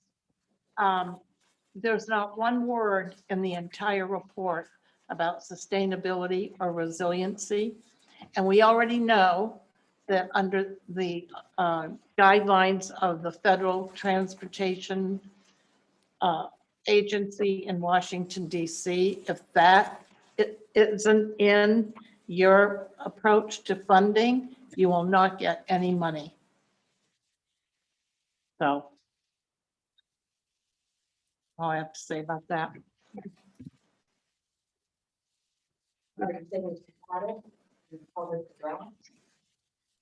Could be added in any value. All these values here, none of them speak to resiliency and sustainability. And even in our county strategic plan, those words are built into every component within our departments and throughout the county. I think you do the same thing, do you not, Mayor? We do. Well, not only that, when we were getting our presentation from our lobbyist, if you recall, when he was reading the language as it relates to the funding that was coming down, and it was equity, sustainability, resilience. Correct. And all of that. So I could see the need to tie that in just to make sure that we. Yeah, and the very positive thing of that too is if we do that, we may be eligible for grants that we had not Right. thought of before. Like the Waterborne Transportation piece.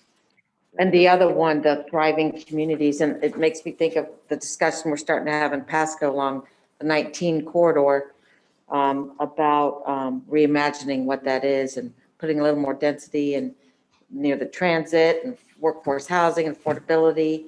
And so maybe we can add one more pillar here to the right, one more yellow pillar under the value in the future.